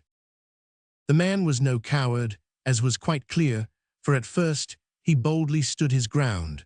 But he would have been more than mortal if he had not felt some strange qualms about his heart when he saw a large white bear rushing furiously toward him. The animal came this time from the interior of the small island. The seaman knew well the place over which young Gregory had jumped when he had been chased. After wavering for a moment or two, he turned and fled. Another tremendous roar helped him over the ice like a deer, and he took the chasm with a bound like an india-rubber ball. It must certainly have been the same animal that chased Gregory, for instead of trying to leap the chasm, it went to another part of the rent and scrambled across. This gave Butts time to increase the distance between them, but a man is no match for a polar bear in a race. The monster was soon close up with him, and the ship still far off. The man knew his danger. He turned, took a quick aim, and fired. He missed, of course, flung the pistol in desperation in the bear's face, and ran on. The pistol happened to stick in the snow with the butt in the air, and when the bear came up to it, he stopped to smell it. It is well known nowadays that polar bears are full of curiosity and will stop for a few minutes to examine anything that comes in their way, even when they are in full chase of a man. Davy Butts knew nothing of this at the time, but he was a quick-witted fellow. He observed this stopping of the bear and determined to give him something more to stop at. When Bruin was close at his heels, he threw down his cap. The bear at once pulled up, smelt it all round, tossed it into the air with his snout, pawed it once or twice, then tore it to pieces with one wrench and continued the chase. Very little time was lost in this operation. He was soon up with the man again, then a mitten was thrown down for his inspection. After that the other mitten went, the cravat followed, and the axe went next. All that I have just related happened in a very few minutes. Davy was still a good quarter of a mile from the brig. Everything that he could tear off his person in haste and throw down was gone, and the bear was once more coming up behind. As a last hope, he pulled off his heavy fur coat and dropped it. This seemed to be a subject of great interest to the bear, for it was longer in inspecting it than the other things. And now poor Butts went tearing along like a maniac in his flannel shirt and trousers. He was a miserable and curious object, for his body, besides being very long, was uncommonly lanky, and his legs and arms seemed to go like the wings of a windmill. Never, since the day of his birth, had Davy Butts run at such a pace, in such light clothing, and in such severe frost. A long line of low hummocks hid him from the brig. The moment he passed these, he came in sight of her and began to yell. "What on earth is yon?" exclaimed Joe Davis, who chanced to be looking over the gangway when this remarkable object appeared. "The wild man o' the north himself, or my name ain't Jim," said Crofts, turning pale. "Why, it's Davy Butts, I do believe," cried Sam Baker, who came on deck at that moment. Just then the bear came tearing round the end of the hummocks in full chase. "Hurrah, hallo, ho!" roared the men who had crowded on deck at the first note of alarm. Sam Baker seized a heavy ash handspike about 5 feet long and was on his way to meet his comrade before the others had gained the ice. They were not slow, however, some with muskets, some with pistols and cutlasses, and some with nothing but their fists. All followed Sam, who was now far ahead. Baker passed Davy without a remark and ran straight at the bear, which stopped on seeing such a big, powerful man running so furiously at him and flourishing a bludgeon that would almost have suited the hand of a giant. But polar bears are not timid. He rose on his hind legs at once and paid no attention whatever to the tremendous crack that Sam dealt him over the skull. The blow broke the handspike in two, and the foolhardy seaman would soon have paid for his rashness with his life had not friendly and steady hands been near. Nothing daunted, he was about to repeat the blow with the piece of the handspike that was still in his grasp, and the bear was about to seize him with its claws, each of which were full 2 inches long, when the first mate and Gregory came running toward him, side by side, the first armed with a rifle, the doctor with pistols. "Too late," gasped Gregory. "We must fire," said Mansell, "and risk hitting Sam. Here, doctor, you are a good shot, take the rifle." The young man obeyed, dropped on one knee and took aim, but did not fire. Sam was between him and the bear. A sudden movement changed their positions. The side of the monster came into view, and in another instant it was stretched on the ice with a bullet in his brain. Chapter 7. A Great Battle with the Walrus. It need scarcely be said that there was a jovial feast that night at supper. The bear's tongue was cooked after all, but the impudent tongues of the party were not silenced, for they almost worried the life out of poor Davy for having run away from a bear. Soon after this event, the preparations for spending the winter were completed, at least as far as the fitting up of the vessel was concerned. "This morning," writes Gregory in his journal, "we finished housing over our Arctic home. The Hope is very snug, lined with moss, and almost covered with snow. A sail has been spread over the quarterdeck like an awning. It is also covered with moss and snow. This, we hope, will give much additional warmth to our house below. We all live together now, men and officers. It will require our united strength to fight successfully against that terrible enemy, John Frost. John is king of the Arctic regions, undoubtedly. Dawkins got a cold bath yesterday that amused the men much and did him no harm. For some time past, we have been carrying moss from the island in large bundles. Dawkins got leave to help, as he said he was sick tired of always working among stores. He was passing close to the fire hole with a great bundle of moss on his back, when his foot slipped, and down he went. This hole is kept constantly open. It is Baker's duty night and morning to break the ice and have it ready in case of fire. The ice on the surface was therefore thin. In a moment, nothing was to be seen of poor Dawkins but his bundle. Fortunately, he held tight on to it, and we hauled him out, soaked to the skin. The thermometer stood at 35 degrees below zero, the coldest day we have had up to this time, and in 2 minutes, the unfortunate man's clothes were frozen so stiff that he could scarcely walk. We had to break the ice on his legs and arms at the joints, and even then he had to be half hoisted on board and carried below. We all dress in sealskin and foxskin garments now. Dawkins had on a rough coat, made of white and grey foxes, trousers of the same, boots of sealskin, and mittens ditto. When all this was soaked and frozen, he was truly a humbling sight. The undressing of him was a labor of difficulty as well as of love. However, when he was rubbed dry and reclothed, he was none the worse. Indeed, I am inclined to think he was much the better of his ducking. Tomorrow we are to make some curious experiments with boats, sledges, and kites. The captain is anxious to take our largest boat over the ice as far to the south as possible, and leave her there with a quantity of provisions, so that we may have her to fall back upon if any misfortune should befall the brig, which I earnestly pray that God may forbid. Davy Butts, who is an ingenious fellow in his way, says that we can sail a boat on the ice almost as well as on the water, and that we may drag sledges by means of kites, if we choose. The captain means to attempt a journey to the north with sledges in spring, so, if the kites answer, Butts will have done us good service. But I have my doubts. The nights are closing in fast. Very soon we shall be without the sun altogether, but the moon is cheering us. Last night, 28th October, she swept in a complete circle round the sky all day as well as all night. She only touched the horizon, and then, instead of setting, she rose again, as if the frozen sea had frightened her. October 30th. Baker came in today and reported open water about 6 miles off and walrus sporting in it. I shall set out tomorrow on a hunt. The hunt which the young doctor here wrote of came off the following day, but it was a very different one from what any of the men had expected.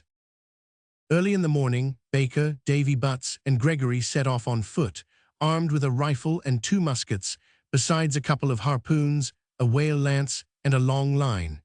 They also took a small sledge, which was intended to be used in hauling home the meat if they should be successful. 3 hours, hard walking, brought the party to the edge of the solid ice, after which they traveled on the floes that were being constantly broken by the tides, and were only joined together by ice of a night or 2 old. This was little more than an inch thick, so they had to advance with caution. Presently the loud mooing of a bull walrus was heard. Its roar was something between the lowing of a bull and the bark of a large dog, but much louder, for the walrus resembles an elephant in size more than any other animal. Soon after they came in sight of their game. 5 walrus were snorting and barking in a hole which they had broken in the ice. The way in which this huge monster opens a hole when he wants to get out of the sea is to come up from below with considerable violence and send his head crashing through the ice. The 3 men now became very wary. They crept on their hands and knees behind the ice hummocks until within about 100 yards of the brutes. Then they ascended a small hummock to take a look round and decide on their plan of operations. While lying there, flat on their faces, they took particular care to keep their heads well concealed, just raising them high enough to observe the position of the walrus. There was a sheet of flat ice between them and the hole, so that it was impossible to advance nearer without being seen.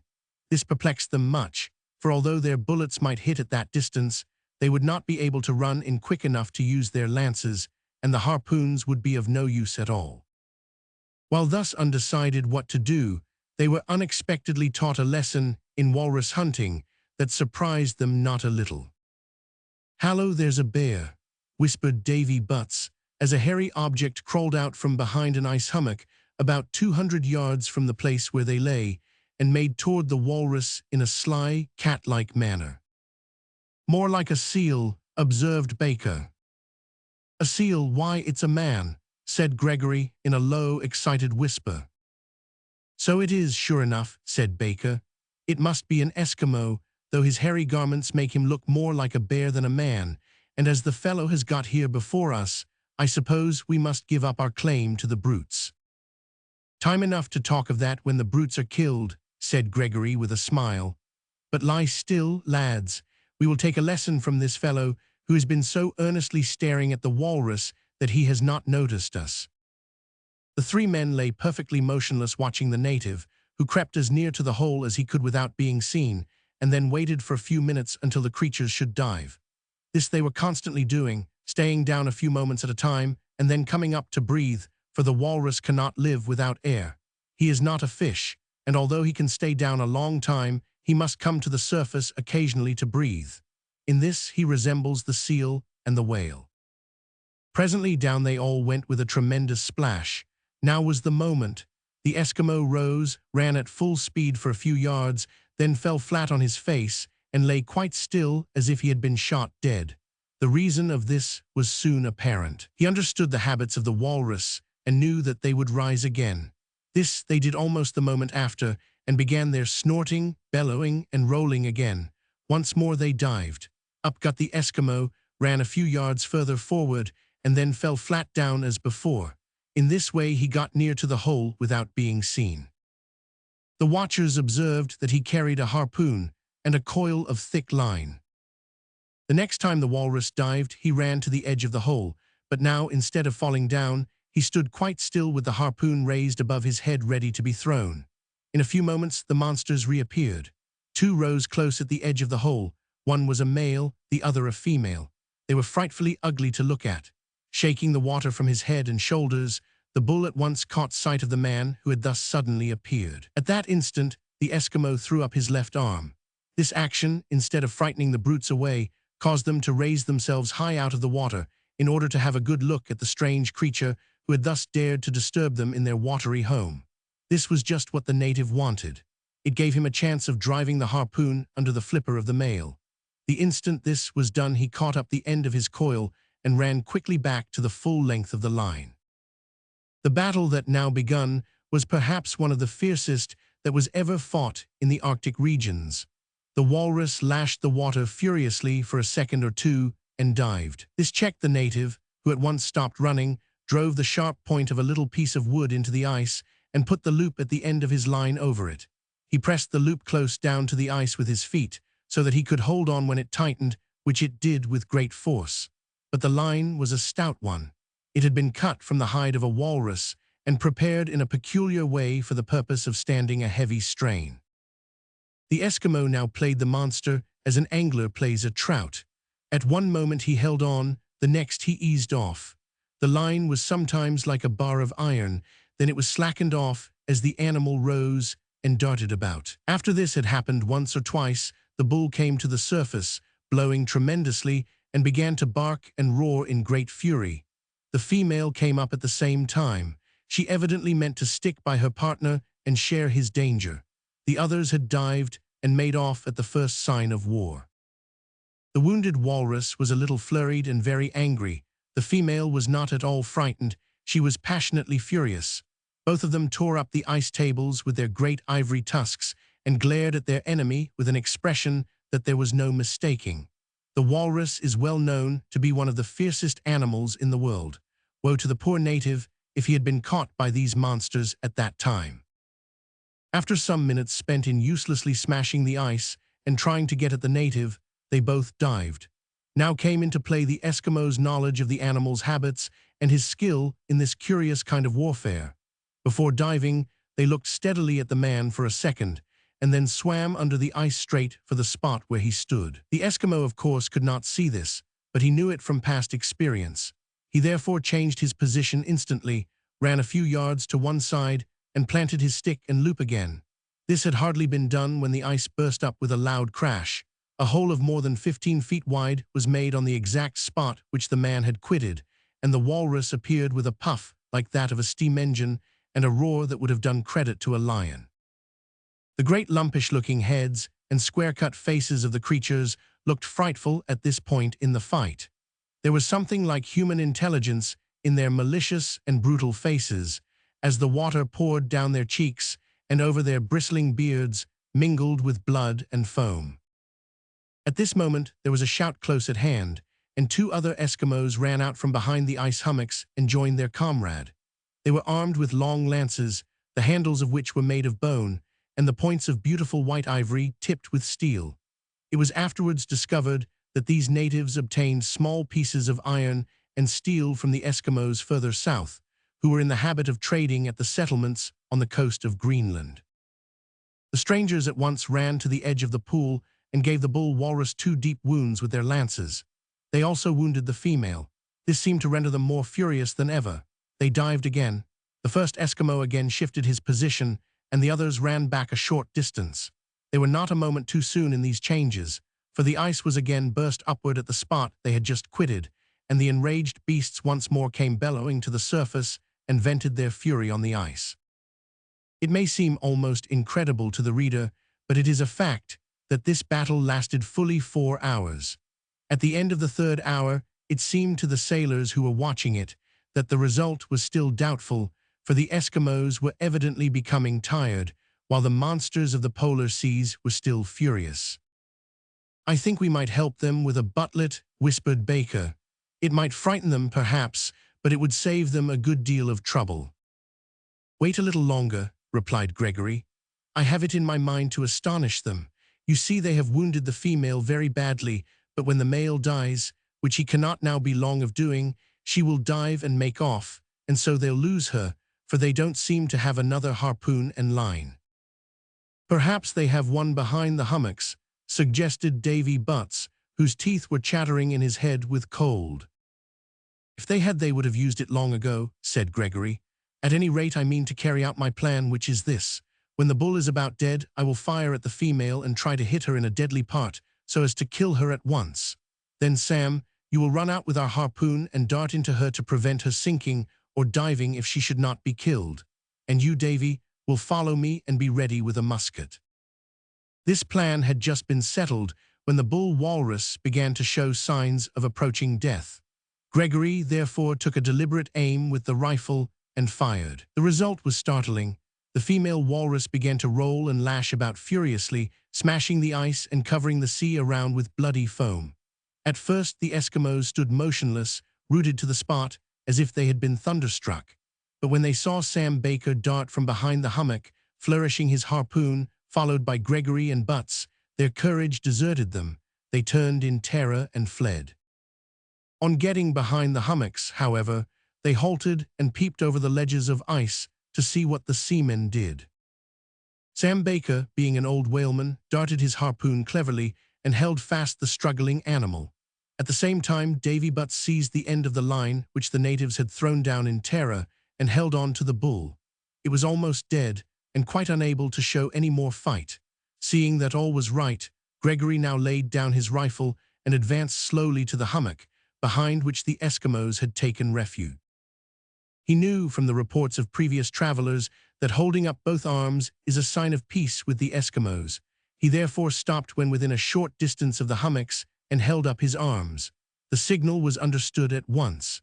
The natives leaped upon the top of the hummock and held up their arms in reply. Again, Gregory tossed up his and made signs to them to draw near. This they did without hesitation, and the doctor shook them by the hand and patted their hairy shoulders. They were all of them stout, well-made fellows, about 5 feet 7 or 8 inches high and very broad across the shoulders. They were fat, too, and oily-faced, jolly-looking men.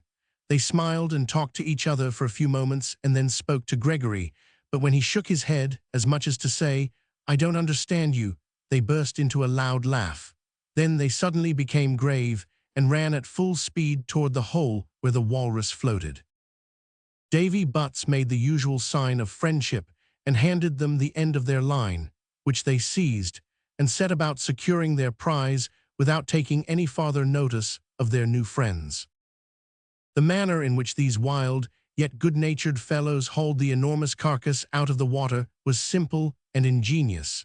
They made 4 cuts in the neck, about 2 inches apart from each other, and raised the skin between these cuts, thus making 2 bands. Through one of these bands they passed a line and carried it to a stick made fast in the ice, where they passed it through a loop of well-greased hide. It was then carried back to the animal, made to pass under the second band, and the end was hauled in by the Eskimos. This formed a sort of double purchase that enabled them to pull out of the hole a carcass which double their numbers could not have hauled up. Some idea of the bull's weight may be formed when I say that the carcass was 18 feet long and 11 feet in circumference at the thickest part. There were no fewer than 60 deep lance wounds in various parts of its body. When seen close at hand, the walrus is a very ugly monster. It is something like a gigantic seal, having 2 large flippers or fins near its shoulders and 2 others behind that look like its tail. It uses these in swimming, but can also use them on land so as to crawl, or rather to bounce forward in a clumsy fashion. By means of its 4 flippers, it can raise itself high out of the water and get upon the ice and rocks. It is fond of doing this and is often found sleeping in the sunshine on the ice and on rocks. It has even been known to scramble up the side of an island to a height of 100 feet and there lie basking in the sun. Nevertheless, the water is the proper element of the walrus. All its motions are clumsy and slow until it gets into the sea. There it is at home. Its upper face has a square, bluff look, and its broad muzzle and cheeks are covered by a coarse beard of bristles like quills. The 2 white tusks point downward. In this they are unlike to those of the elephant. The tusks of the bull killed on this occasion were 30 inches long. The hide of the walrus is nearly an inch thick and is covered with close, short hair. Beneath the skin, he has a thick layer of fat, and this enables him to resist the extreme cold in the midst of which he dwells. The walrus is of great value to the Eskimos, but for it and the seal, these poor members of the human family could not exist at all in those frozen regions. As it is, it costs them a severe struggle to keep the life in their bodies. But they do not complain of what seems to us a hard lot. They have been born to it. They know no happier condition of life. They wish for no better home, and the always Creator has fitted them admirably, both in mind and body, to live and even to enjoy life in a region where most other men could live only in great discomfort if they could exist at all. The Eskimos cut the walrus' thick hide into long lines with which they hunt, as we have seen. They do not cut these lines in strips and join them in many places, but beginning at one end of the skin, they cut round and round without break to the center, and thus secure a line of many fathoms in length. It is truly said that necessity is the mother of invention. These natives have no wood.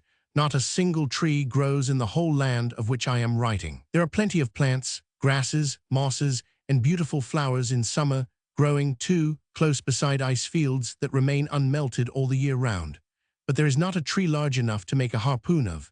Consequently, the Eskimos are obliged to make sledges of bones, and as the bones and tusks of the walrus are not big enough for this purpose, they tie and piece them together in a remarkably neat and ingenious manner. Sometimes, indeed, they find pieces of driftwood in the sea. Wrecks of whale ships, too, are occasionally found by the natives in the south of Greenland. A few pieces of the precious wood obtained in this way are exchanged from one tribe to another, and so find their way north. But the further north we go, the fewer pieces of this kind of wood do we find, and in the far north, where our adventurous voyagers were now icebound, the Eskimos have very little wood indeed. Food is the chief object which the Eskimo has in view when he goes out to do battle with the walrus. Its flesh is somewhat coarse, no doubt, but it is excellent, nourishing food notwithstanding, and although a well-fed Englishman might turn up his nose at it, many starving Englishmen have smacked their lips over walrus beef in days gone by, aye, and have eaten it raw too, with much delight. Let not my reader doubt the truth of this.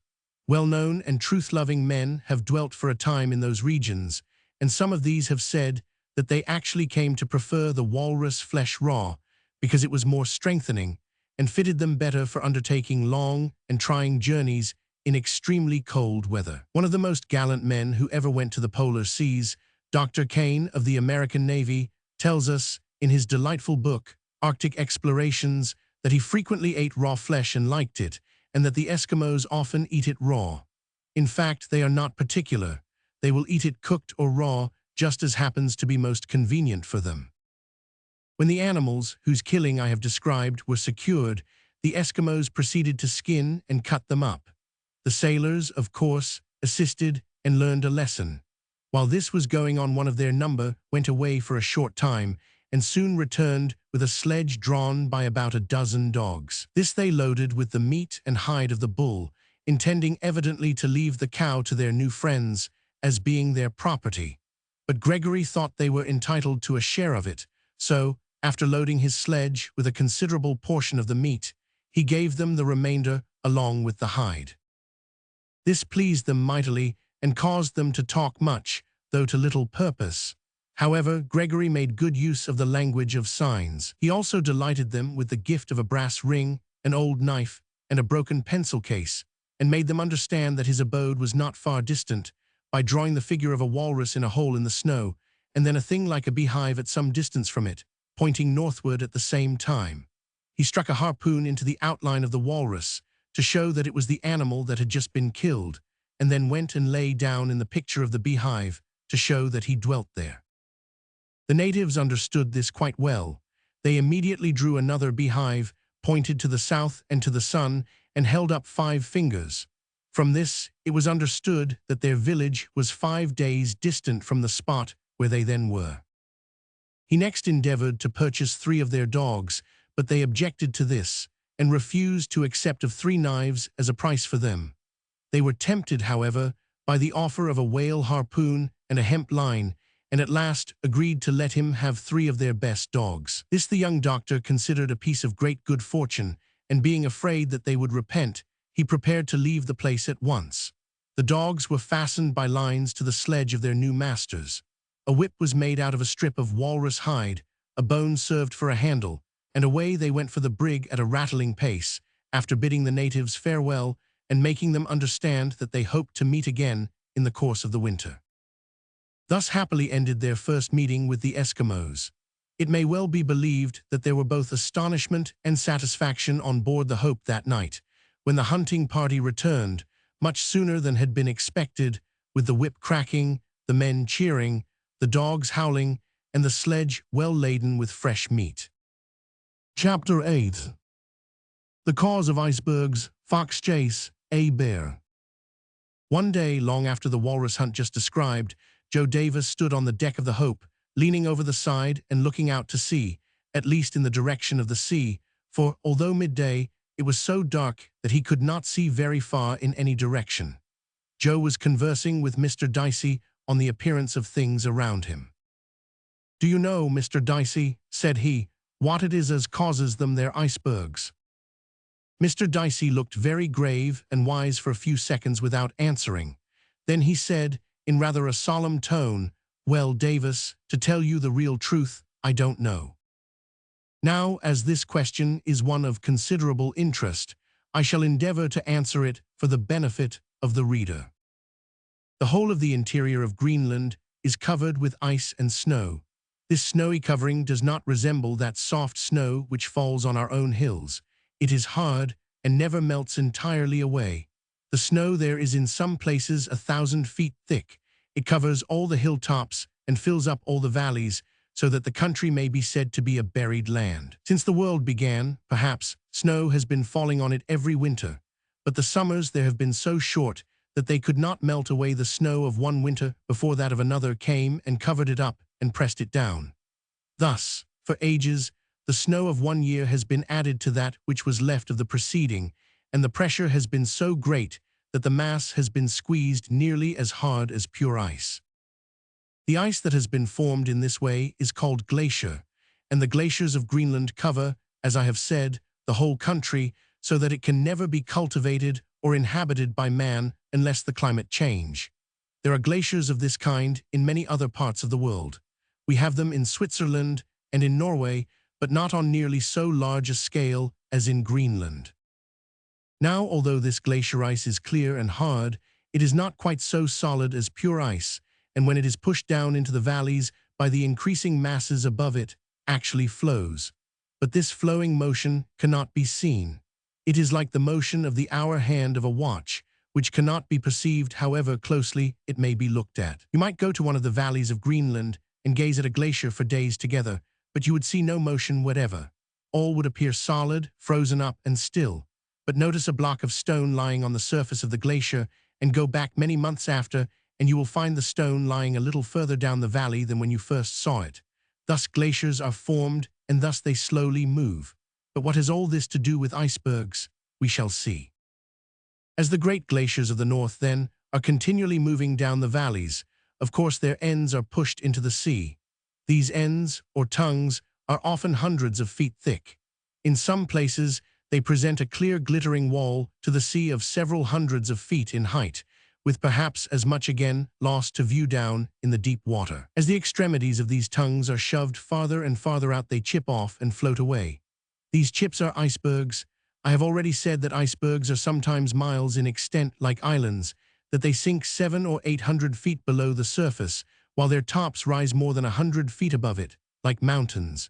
If these, then, are the chips of the Greenland glaciers, what must the old blocks be? Many a long and animated discussion the sailors had that winter in the cabin of the Hope on the subject of ice and icebergs. When the dark nights drew on, little or nothing could be done outside by our voyagers, and when the ice everywhere closed up, all the animals forsook them except polar bears, so that they ran short of fresh provisions. As months of dreary darkness passed away, the scurvy, that terrible disease, began to show itself among the men. Their bodies became less able to withstand the cold, and it was difficult for them at last to keep up their spirits, but they fought against their troubles bravely. Captain Harvey knew well that when a man's spirits go he is not worth much. He therefore did his utmost to cheer and enliven those around him. One day, for instance, he went on deck to breathe a mouthful of fresh air. It was about 11 in the forenoon, and the moon was shining brightly in the clear sky. The stars, too, and the aurora borealis helped to make up for the total absence of the sun. The cold air cut like a knife against his face when he issued from the hatchway, and the cold nose of one of the dogs immediately touched his hand, as the animal gamboled round him with delight. For the extreme severity of the weather began to tell on the poor dogs, and made them draw more lovingly to their human companions. "Ho, hallo!" shouted the captain down the hatchway. A fox chase, tumble up all hands." The men were sitting at the time in a very dull and silent mood. They were much cast down, for as it had been cloudy weather for some weeks past, thick darkness had covered them night and day, so that they could not tell the one from the other, except by the help of their watches, which were kept carefully going. Their journals, also, were written up daily, otherwise they must certainly have got confused in their time altogether. In consequence of this darkness, the men were confined almost entirely to the cabin for a time. Those who had scurvy got worse, those who were well became gloomy. Even Pepper, who was a tremendous joker, held his tongue, and Joe Davis, who was a great singer, became silent. Jim Crofts was in his bunk down with the scurvy, and stout Sam Baker, who was a capital teller of stories, could not pluck up spirit enough to open his mouth. In fact, as Mr. Dicey said, they all had a most horrible fit o' the blues. The captain and officers were in better health and spirits than the men, though they all fared alike at the same table and did the same kind of work, whatever that might chance to be. The officers, however, were constantly exerting themselves to cheer the men, and I have no doubt that this very effort of theirs was the means of doing good to themselves. "He that watereth others shall be watered," says the word of God. I take this to mean, he that does good to others shall get good to himself. So it certainly was with the officers of the Hope. When the captain's shout reached the cabin, Jim Crofts had just said, "I'll tell 'ee what it is, messmates, if this here state of things goes on much longer, I'll go out on the floes, walk up to the first polar bear I meet, and ask him to take his supper off me."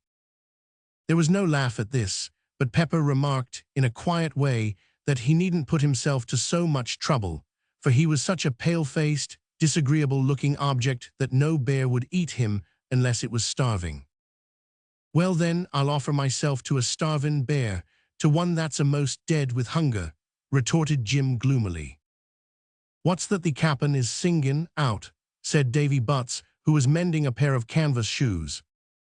The men roused themselves at once, for the hope of anything new turning up excited them. "Hallo ho!" roared the captain again, in a voice that might have started a dead walrus. Tumble up there, a fox chase, I'll give my second best fur coat to the man that catches Foxy. In one instant, the whole crew was scrambling up the ladder. Even Jim Crofts, who was really ill, rolled out of his bunk and staggered on deck, saying he would have a go after Foxy if he should die for it. The game of fox is simple. One man is chosen to be the fox. He runs off and the rest follow. They are bound to go wherever the fox leads. In this case, it was arranged that the fox should run round the deck until he should be caught. Then the man who caught him should become fox and continue running on with all the rest following, until he in turn should be caught, and so on until the one who could run longest and fastest should break down all the rest. The warm fur coat was a prize worth running for in such a cold climate, so the game began with spirit. Young Gregory offered to be fox first, and away they went with a yell. Mr. Mansell was a little lame and soon gave in. Mr. Dicey fell at the second round and was unable to recover distance. Gregory would certainly have gained the coat, for he was strong and had been a crack racer at school, but he did not want the coat, so allowed Sam Baker to catch him. Sam held on like a deer for a few minutes, and one after another the men dropped off as they were blown. Jim Crofts, poor fellow, made a gallant burst, but his limbs refused to help his spirit. He fell and was assisted below by the captain and replaced in his bunk, where, however, he felt the benefit of his efforts. The race was now kept up by Sam Baker, Joe Davis, and Butts. These three were struggling on and panting loudly, while their comrades danced about, clapped their mittened hands, and shouted, "Now then, Sam, go in and win, Joe, Butts forever," and such like encouraging cries. To the surprise of everyone, Davy Butts came off the winner, and for many a day after that enjoyed the warm coat, which he said his long legs had gained for him. This effort of the captain to cheer the men was very successful, so he resolved to follow it up with an attempt at private theatricals. Accordingly, this thing was proposed and heartily agreed to. Next day, everyone was busy making preparations. Tom Gregory agreed to write a short play. Sam Baker, being the healthiest man on board, was willing to act the part of an invalid old lady, and Jim Crofts consented to become a gay young doctor for that occasion. Meanwhile, the captain arranged a piece of real work, for he felt that the attempt to keep up the spirits alone would not do. They had been for a long time living on salt provisions. Nothing could restore the crew but fresh meat, yet fresh meat was not to be had. The walrus and deer were gone, and although foxes and bears were still around them, they had failed in all their attempts to shoot or trap any of these animals. A visit to the Eskimo camp, therefore, if such a camp really existed, became necessary, so while the theatricals were in preparation, a small sledge was rigged up. Gregory and Sam Baker were chosen to go with him. The dogs were harnessed, and on a fine, starry forenoon, away they went to the south at full gallop, with 3 hearty cheers from the crew of the brig, who were left in charge of the first mate. The journey thus undertaken was one full of risk. It was not known how far distant the natives might be or where they were likely to be found. The weather was intensely cold. Only a small quantity of preserved meat could be taken for the rest. They trusted in some measure to their guns. But the captain's great hope was to reach the Eskimo village in a day or two at the farthest. If he should fail to do so, the prospect of himself and his crew surviving the remainder of the long winter was, he felt, very gloomy indeed. Success attended this expedition at the very beginning. They had only been 8 hours out when they met a bear sitting on its haunches behind a hummock. "Hallo, look out!" cried Gregory on catching sight of him. "Fire, lads," said the captain. "I'm not quite ready." Gregory fired and the bear staggered. Baker then fired and it fell. This was a blessing which filled their hearts so full of thankfulness that they actually shook hands with each other and then gave vent to 3 hearty cheers. Their next thoughts were given to their comrades in the hope. "You and Baker will camp here, Tom," said the captain, "and I will return to the brig with a sledgeload of the meat. When I've put it aboard, I'll come straight back to you. We'll keep a ham for ourselves, of course. Now then, to work." To work the 3 men went. A hind leg of the bear was cut off, the rest was lashed firmly on the sledge, and the dogs enjoyed a feed while this was being done. Then the captain cracked his whip. "Goodbye, lads, goodbye, captain," and away he and the dogs and sledge went, and were soon lost to view among the hummocks of the frozen sea. Chapter 9. A visit to the Eskimos, wonderful doings, a mystery. The proceedings of this sledge party were so interesting that I give them in the words of Tom Gregory's journal. Sunday, we have indeed cause to rejoice and to thank God for his mercies this morning. Last night we shot a bear, and the captain is away with the carcass of it to our poor scurvy-smitten friends in the Hope. This Sunday will be a real day of rest for me and Sam Baker, though our resting place is a very queer one. After the captain left us, we looked about for a convenient place to encamp, and only a few yards from the spot where we killed the bear, we found the ruins of an old Eskimo hut made partly of stones, partly of ice. We set to work to patch it up with snow and made it perfectly airtight in about 2 hours. Into this we carried our bear skins and things, spread them on the snowy floor, put a lump of bear's fat into our tin traveling lamp, and prepared supper. We were not particular about the cookery. We cut a couple of huge slices off our bear's ham, half-roasted them over the lamp, and began. It was cut, roast, and come again for the next hour and a half. I positively never knew what hunger was until I came to this savage country, and I certainly never before had any idea of how much I could eat at one sitting. This hearty supper was washed down with a swig of melted snow water. We had some coffee with us, but were too tired to infuse it. Then we blocked up the door with snow, rolled our bearskins round us, and were sound asleep in 5 minutes. Lucky for us that we were so careful to stop up every hole with snow, for during the night the wind rose, and it became so intensely cold that Baker and I could scarcely keep each other warm enough to sleep, tired though we were. At this moment my fingers are so stiff that they will hardly hold the pencil with which I write, and the gale is blowing so furiously outside that we dare not open the door. This door, by the way, is only a hole big enough to creep through. The captain cannot travel today. He knows we are safe, so I will not expect him. I have brought my small testament with me. It has hitherto been my constant traveling companion. I am thus provided with mental food, but in truth, I shall not want much of that for the next 12 hours. Rest, rest, rest is what we require. No one can imagine how a man can enjoy rest after he has been for many months exposed to constant, exhausting, heartbreaking toil, with the thermometer always below zero and with nothing but salt food to keep him alive. Tuesday night, here we are at last among the Eskimos, and what a queer set they are to be sure, all fat and fur. They look as broad as they are long. They wear short fox and sealskin coats or shirts with hoods to them, no trousers but long boots that come up and meet the coats. Women, men, and babies, all dressed alike, or nearly so. The only difference is that the women's boots are longer and wider than those of the men. But I forgot, yes, there is one other difference. The women have tails to their coats, the men have none.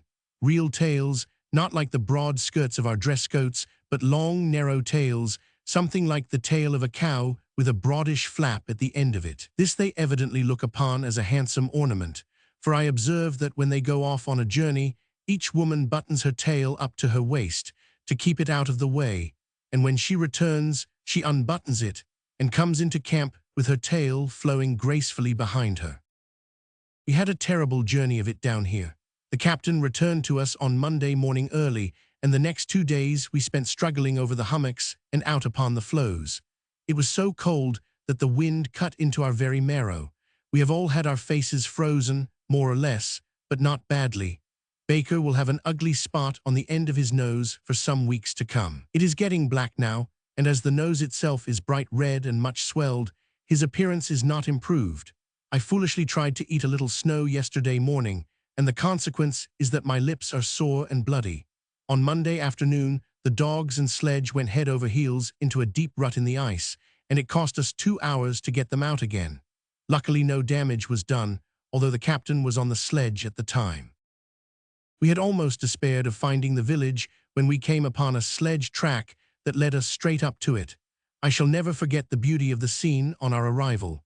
The sky was lighted up with the most beautiful aurora I have yet seen in these regions. Stars spangled the sky in millions. Great icebergs rose in wild confusion in the distance, and all along the shore for a few hundred yards were clusters of snow huts. They looked exactly like beehives. I have seen many a strange house, but the strangest of all is certainly a house of snow, Today I was fortunate enough to see one built. It was done very neatly. The hard snow was cut into slabs with a wooden knife. These were piled one above another in regular order and cemented with snow as bricks are with lime. The form of the wall was circular, and the slabs were so shaped that they sloped inwards, thus forming a dome or large beehive, with a keystone slab in the top to keep all firm. A hole was then cut in the side for a door, just large enough to admit of a man creeping through. In front of this door, a porch or passage of snow was built. The only way of getting into the hut is by creeping on hands and knees along the passage. A hole was also cut in the roof, into which was inserted a piece of clear ice to serve for a window. The natives received us with wild surprise, and I found my old friends, the walrus hunters, among them. They were remarkably friendly. One stout, middle-aged fellow invited us to his hut. I am now seated in it beside the Eskimo's wife, who would be a good-looking woman if she were not so fat, dirty, and oily. But we cannot expect people living in this fashion and in such a country to be very clean. Although the hut is white outside, it is by no means white inside. They cook all their food over an oil lamp, which also serves to heat the place, and it is wonderful how warm a house of snow becomes. The cold outside is so great as to prevent the walls melting inside. Besides Mayok, our host, and his wife, there are 2 of the man's sisters, 2 lads, 2 girls, and a baby in the hut. Also 6 dogs. The whole of them, men, women, children, and dogs, are as fat as they can be, for they have been successful in walrus hunting of late. No wonder that the perspiration is running down my face. The natives feel the heat too, for they are all half naked, the baby entirely so, but they seem to like it. What a chattering, to be sure. I am trying to take notes, and Mayok's wife is staring at me with her mouth wide open. It is a wonder she can open her eyes at all. Her cheeks are so fat. The captain is trying, by the language of signs, to get our host to understand that we are much in want of fresh meat. Sam Baker is making himself agreeable to the young people, and the plan he has hit upon to amuse them is to show them his watch and let them hear it tick. Truly, I have seldom seen a happier family group than this Eskimo household under their snowy roof. There is to be a grand walrus hunt tomorrow.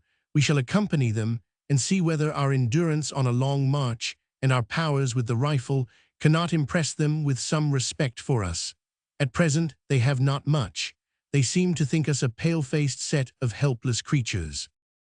Wednesday night, we have just returned from the hunt, and a tremendous hunt it was. 6 walrus and 2 bears have been killed, and the whole village is wild with delight. Cooking is going on in every hut, but they have no patience. Nearly everyone is munching away at a lump of raw walrus flesh. All their faces are more or less greasy and bloody. Even Mayok's baby, though not able to speak, is choking itself with a long, stringy piece of blubber. The dogs, too, have got their share. An Eskimo's chief happiness seems to be in eating, and I cannot wonder at it, for the poor creatures have hard work to get food, and they are often on the verge of starvation. What a dirty set they are. I shall never forget the appearance of Mayok's hut when we entered it this evening after returning from the hunt. The man's wife had made the wick of her stone lamp as long as possible in order to cook a large supper. There were 15 people crowded together in this hive of snow, and the heat had induced them to throw off the greater part of their clothing. Every hand had a greasy lump of bear or walrus meat in it, every mouth was in full occupation, and every fat face, of man, woman, and child, was beaming with delight and covered with dirt and oil. The captain and I looked at each other and smiled as we entered, and Sam Baker laughed outright. This set all the natives laughing too. We did not much relish the idea of supping and sleeping in such a place, but necessity has no law. We were hungry as hawks, desperately tired, and the temperature outside is 35 degrees below zero. The first duty of the night is now over. We have supped. The natives will continue to eat the greater part of the night. They eat till they fall asleep. If they chance to awake, they eat again. Half of them are asleep now and snoring. The other half are eating slowly, for they are nearly full. The heat and smell are awful. I am perspiring at every pore. We have taken off as much of our clothes as decency will permit. Sam has on a pair of trousers, nothing more. I am in the same state. There is little room, as may be supposed. We have to lie huddled up as we best can, and a strange sight we are as the red light of the flaring lamp falls on us. At this moment Myok's wife is cutting a fresh steak. The youngest boy is sound asleep with a lump of fat between his teeth. The captain is also sound, with his legs sprawling over the limbs of half a dozen slumbering natives. He is using the baby as a pillow. It is curious to think that these poor creatures always live in this way, sometimes feasting, sometimes starving, freezing out on the floes, stewing under their roofs of snow, usually fat, for the most part jolly, always dirty. It is sad, too, to think of this, for it is a low condition for human beings to live in. They seem to have no religion at all, certainly none that is worthy of the name. I am much puzzled when I think of the difficulties in the way of introducing Christianity among these northern Eskimos. No missionary could exist in such a climate and in such circumstances. It is with the utmost difficulty that hardy seamen can hold out for a year, even with a shipload of comforts. But this is too deep a subject to write about tonight. I can't keep my eyes open. I will, therefore, close my notebook and lie down to sleep, perhaps to be suffocated. I hope not. Accordingly, our young friend the doctor did lie down to sleep, and got through the night without being suffocated. Indeed, he slept so soundly that Captain Harvey could scarcely rouse him next morning. "Hallo, Tom, Tom," cried he loudly, at the same time shaking his nephew's arm violently. "Aye, and a tremendous yawn from Tom. What now, uncle? Time to rise, is it? Where am I?" "Time to rise," replied the captain, laughing. "I should think it is. Why, it's past 11 in the forenoon. The stars are bright and the sky clear. The aurora, too, is shining. Come, get up. The natives are all outside watching Sam while he packs our sledge. The ladies are going about the camp whisking their tails and whacking their babies in great glee, for it is not every day they enjoy such a feed as they had last night." In half an hour they were ready. The whole village turned out to see them start. Myok, with his wife Umia and the baby and his son Medek, accompanied them to Refuge Harbor. Umia's baby was part of herself. She could not move without it. It was always naked, but being stuffed into the hood of its mother's fur coat, it seemed always warm. "I say, Tom, what's that up in the sky?" said Captain Harvey suddenly, after they had been driving for a couple of hours. "It's the strangest-looking thing I ever did see." "So it is," replied Gregory, gazing intently at the object in question, which seemed high up in the air. "It can't be a comet, because it gives no light." "Perhaps not, but it has got a tail, that's a fact," said Baker, in a voice of surprise. "Who ever heard of a dark, four-cornered star with a tail? If I had seen it in daylight and in merry England, I would have said it was a kite." "A kite? Nonsense!" cried the captain. "What in the world can it be?" Reader, you shall find that out in the next chapter. Chapter 10. The Tale of a Kite, a Great Bear Fight. When Mr. Mansell was left in charge of the brig, a heavy weight lay on his heart, and he could by no means take part in the preparations for the theatricals which occupied the rest of the crew.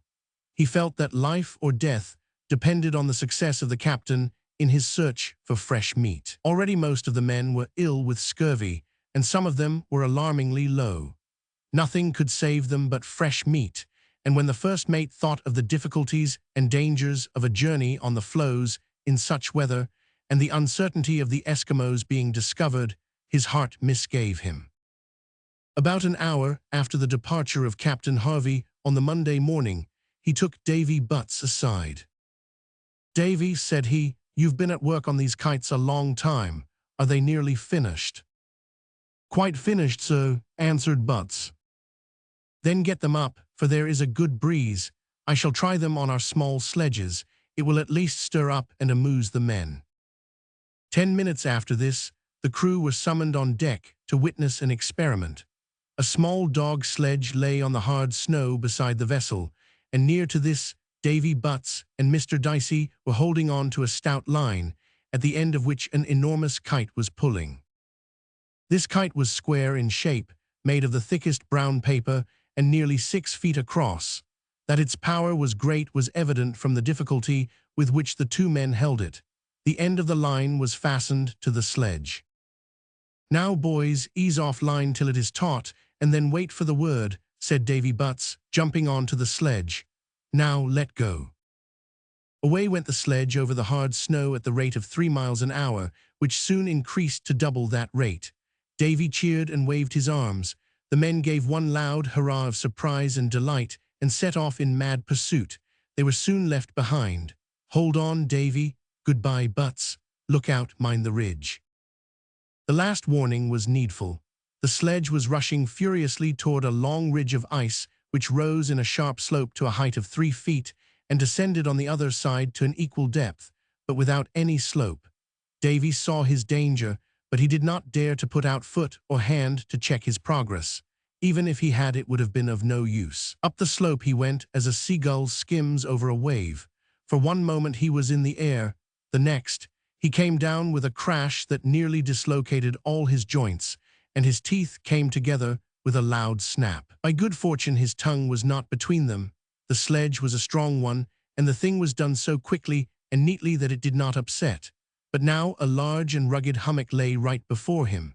To go against that would have been certain death, so Davy made up his mind at once and jumped off at the smoothest part of the floe he could find. The lightened sledge sprang away like a rocket and was brought up with a sudden jerk by the hummock. Of course the line broke, and the kite commenced to descend. It twirled and circled violently round, and at last went crash into an iceberg where it was broken to pieces. "Not so bad for a beginning," said Mansell, as poor Davy came back, looking very crestfallen. "Now, Butts, come below. You have proved that the thing will do. Mr. Dicey, get yourself ready for a trip over the ice. Let 3 men prepare to accompany you. I shall send you off tomorrow." Dicey, much surprised, went off to obey these orders, and Mansell, with the assistance of Butts, fitted the second kite for the intended journey. He made a rough guess at the strength of its pull and loaded the sledge accordingly. 2 tail ropes were fastened to the last bar of the sledge for the men to hold on by and check its speed. A sort of anchor was made by which it could be stopped at any moment, and 2 stout poles, with iron claws at the end of them, were prepared for scraping over the snow and checking the pace. Next day all was ready. A trial was made, and the thing found to work admirably.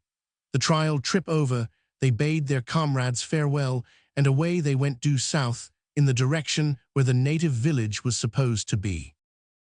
It was this remarkable tow horse that had filled Captain Harvey and his companions with so much surprise.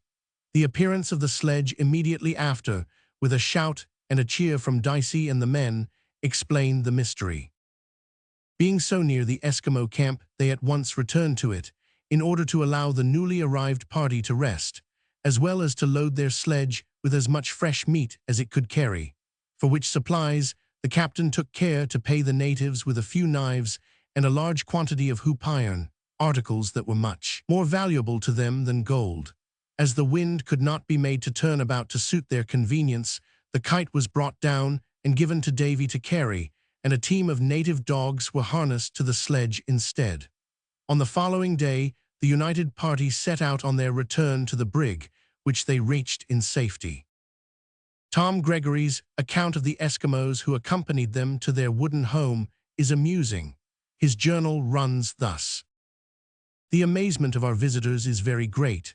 Myok, his wife and baby, and his son Medek are now our guests. When they first came in sight of the brig, they uttered a wild shout. The men did so, at least, and tossed their arms and opened their eyes and mouths. They have never shut them since. They go all round the vessel, staring and gaping with amazement. We have given them a number of useful presents and intend to send them home loaded with gifts for their friends. It is necessary to make a good impression on them. Our lives depend very much on the friendship of these poor people. We find that they are terrible thieves. A number of knives and a hatchet were missed. They were found hidden in Myok's sledge. We tried to prevail on Umia to sell her long boots. To our surprise, she was quite willing to part with one, but nothing would induce her to give up the other. One of the men observed her steal a knife out of the cabin and hide it in the leg of her boot. The reason was now plain. We pulled off the boot without asking leave and found there a large assortment of articles stolen from us: 2 or 3 knives, a spoon, a bit of hoop iron, and a marlin spike. I have tried to make them understand by signs that this is very wicked conduct, but they only laugh at me. They are not in the least ashamed and evidently regard stealing as no sin. We have shot a musk ox. There are many of these creatures in other parts of the Arctic regions, but this is the first we have seen here. He fell to my rifle and is now being devoured by ourselves and our dogs with great relish. He is about the size of a very small cow, has a large head and enormously thick horns, which cover the whole top of his head, bend down toward his cheeks, and then curve up and outward at the point. He is covered with long brown hair, which almost reaches the ground, and has no tail worthy of the name. He seems to be an active and an angry creature. When I wounded him, he came at me furiously, but had not pluck to charge home. As he turned away, I gave him the shot that killed him. The meat is not bad, but it smells strongly of musk. Walrus is better. Mayauk and his son Metek and I have had a most exciting bear hunt since we returned. I followed these men one day, as I thought them bold, active-looking fellows who would be likely to show me good Eskimo sport, and I was not disappointed. About 2 miles from the brig we came on fresh bear tracks. A glow of the aurora gave us plenty of light. What is yon round white lump?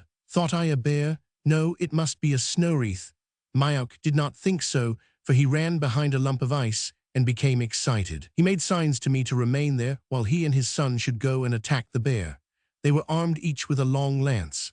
I must say, when I remembered the size and strength of the polar bear, that I was surprised to find these men bold enough to attack him with such arms. I had my rifle, but determined not to use it except in case of necessity. I wished to see how the natives were accustomed to act. They were soon ready. Gliding swiftly from one lump of ice to another, they got near enough to make a rush. I was disobedient, I followed, and when the rush was made, I was not far behind them. The bear was a very large one. It uttered an angry growl on seeing the men running toward it, and rose on its hind legs to receive them. It stood nearly 8 feet high when in this position, and looked really a terrible monster. I stood still behind a hummock at a distance of about 50 yards, with my rifle ready. On coming close up, the father and son separated and approached the bear, one on each side. This divided his attention and puzzled him very much, for when he made a motion as if he were going to rush at Mayauk, Metek flourished his spear and obliged him to turn. Then Mayauk made a demonstration and turned him back again. Thus they were enabled to get close to its side before it could make up its mind which to attack. But the natives soon settled the question for it. Mayauk was on the bear's right side, Metek on its left. The father pricked it with the point of his lance. A tremendous roar followed, and the enraged animal turned towards him. This was just what he wanted, because it gave the son an opportunity of making a deadly thrust. Metek was not slow to do it. He plunged his lance deep into the bear's heart, and it fell at once at full length, while a crimson stream poured out of the wound upon the snow. While this fight was going on, I might have shot the animal through the heart with great ease, for it was quite near to me, and when it got up on its hind legs, its broad chest presented a fine target. It was difficult to resist the temptation to fire, but I wished to see the native manner of doing the thing from beginning to end, so did not interfere. I was rewarded for my self-denial. Half an hour later, while we were dragging the carcass toward the brig, we came unexpectedly upon another bear. Mayauk and Metek at once grasped their lances and ran forward to attack him. I now resolved to play them a trick. Besides my rifle, I carried a large horse pistol in my belt. This I examined, and finding it all right, I followed close at the heels of the Eskimos. Bruin got up on his hind legs as before, and the two men advanced close to him. I stopped when within 30 yards, cocked my rifle, and stood ready. Mayauk was just going to thrust with his lance when bang went my rifle. The bear fell. It was shot right through the heart, but it struggled for some time after that. The natives seemed inclined to run away when they heard the shot, but I laughed and made signs of friendship. Then I went close up and shot the bear through the head with my pistol. This affair has filled my savage companions with deep respect for me. These two bears were the last they obtained that winter, but as a good supply of meat had been obtained from the Eskimos, they were relieved from anxiety for the time, and the health of the men began to improve a little. But this happy state of things did not last till spring. These sorely tried men were destined to endure much suffering before the light of the sun came back to cheer their drooping spirits. Chapter 11. Christmas time, death, return of light and hope, disasters and final deliverance. Christmas came at last. but with it came no bright sun to remind those icebound men of our Savior, the Son of Righteousness, whose birth the day commemorated. It was even darker than usual in Refuge Harbor on that Christmas day. It was so dark at noon that one could not see any object more than a few yards distant from the eyes. A gale of wind from the northwest blew the snowdrift in whirling ghost-like clouds round the Hope, so that it was impossible to face it for a moment. So intense was the cold that it felt like sheets of fire being driven against the face. Truly, it was a day well fitted to have depressed the heartiest of men. But man is a wonderful creature, not easy to comprehend. The very things that ought to have cast down the spirits of the men of the Hope were the things that helped to cheer them. About this time, as I have said, the health of the crew had improved a little, so they were prepared to make the most of everything. Those feelings of kindliness and goodwill which warm the breasts of all right-minded men at this season of the year filled our Arctic voyagers to overflowing. Thoughts of home came crowding on them with a power that they had not felt at other times. Each man knew that on this day, more than any other day of that long, dark winter, the talk round a well-known hearth in merry England would be of one who was far, far away in the dark regions of ice and snow. A tear or two that could not be forced back tumbled over rough cheeks, which were not used to that kind of salt water, and many a silent prayer went up to call down a blessing on the heads of dear ones at home. It blew great guns outside, as Baker said, but what of that? It was a dead calm in the cabin. It was dark as a coal hole on the floes. What then? It was bright as noonday in the Hope. No sun blazed through the skylight, to be sure, but a lamp, filled with fat, glared on the table, and a great fire of coal glowed in the stove. Both of these together did not make the place too warm, but there were fur coats and trousers and boots to help defy the cold. The men were few in number, and not likely to see many friends on that Christmas day. All the more reason why they should make the most of each other. Besides, they were wrong in their last idea about friends, for it chanced on that very day that the Eskimo paid them a visit, quite ignorant of its being Christmas, of course. Medak was with him, and so was Umia, and so was the baby, that remarkably fat, oily, naked baby that seemed rather to enjoy the cold than otherwise. They had a plum pudding that day. But said it was almost as big as the head of a walrus. They had also roast of beef, walrus beef, of course, and first-rate it was. But before dinner, the captain made them go through their usual morning work of cleaning, airing, making beds, posting journals, noting temperatures, opening the fire hole, and redding up. For the captain was a great believer in the value of discipline. He knew that no man enjoys himself so much as he who has got through his work early, who has done his duty. It did not take them long, and when it was done, the captain said, "Now, boys, we must be jolly today. As we can't get out, we must take some exercise indoors. We shall need extra appetite to make away with that plum pudding." So at it they went. Every sort of game or feat of strength known to sailors was played or attempted. It was in the middle of all this that Mayock and his family arrived, so they were compelled to join.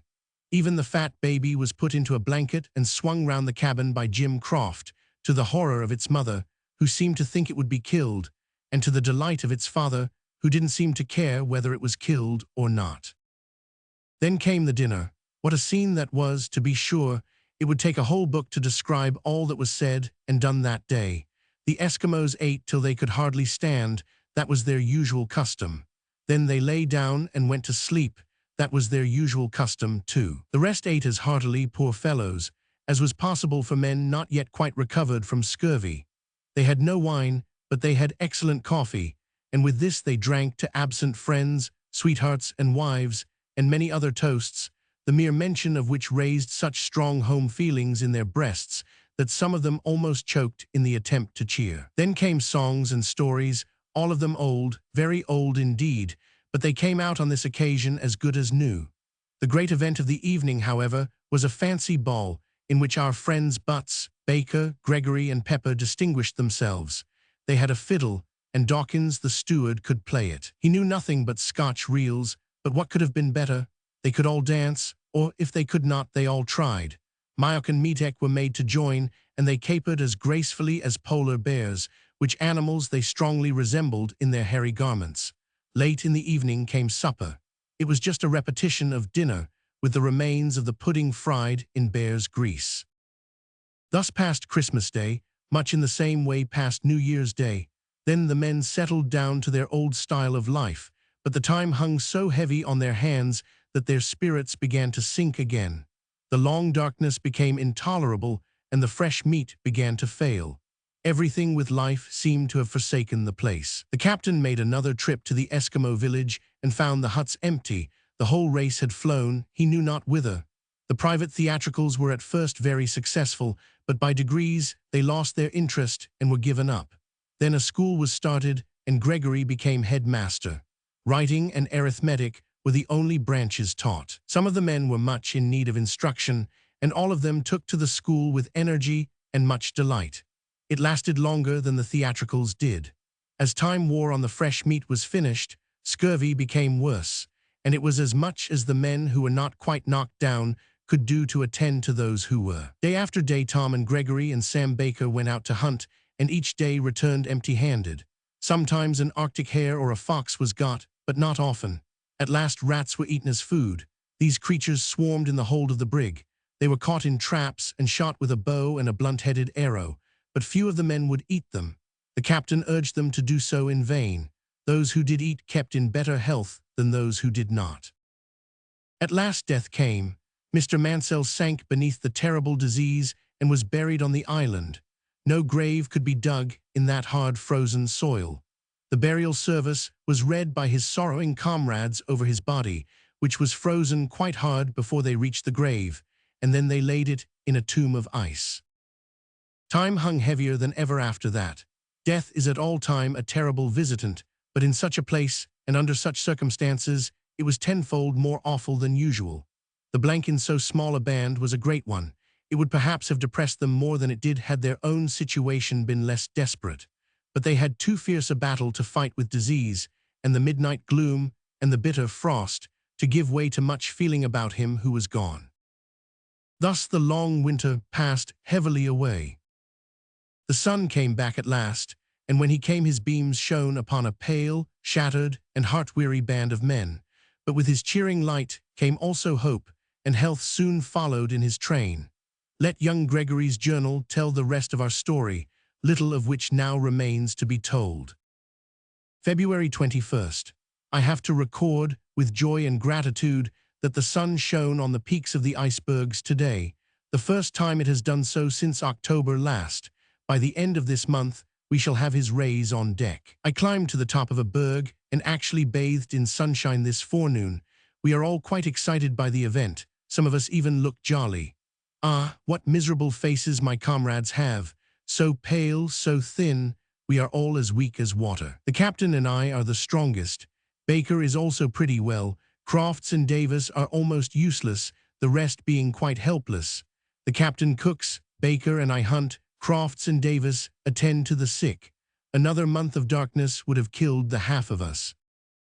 March 10th. I shot a bear today. It did my heart good to see the faces of the men when I brought them the news and a piece of the flesh. The cold is not quite so intense now. Our coldest day this year has been the 17th of January. The glass stood at 67 degrees below zero on that morning. What a winter we have had. I shudder when I think of it. But there is more cause to be anxious about what yet lies before us. A single bear will not last long. Many weeks must pass before we are free. In June we hope to be released from our ice prison. Fresh meat we shall then have in abundance. With its strength will return, and then, if God permits, we shall attempt to continue our voyage northward. The captain is confident on the point of open water round the pole. The men are game for anything in spite of their sad condition. Thus wrote Gregory at that date. Many weeks later, we find him writing as follows. June 15th. Free at last.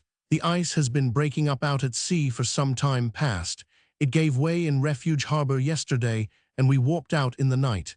Everything is ready to push north again. We have been feeding heartily for many weeks on walrus, seals, wildfowl, and last, but not least, on some grasses which make bad greens, but they have put scurvy to flight. All the men are well and strong and fit for hard work, though nothing like what they were when we first came here. Could it be otherwise? There are some of us who will carry the marks of this winter to our graves. The bright, beautiful sunshine shines now, all day and all night, cheering our hearts and inspiring hope. June 16th. All is lost. How little we know what a day may bring forth.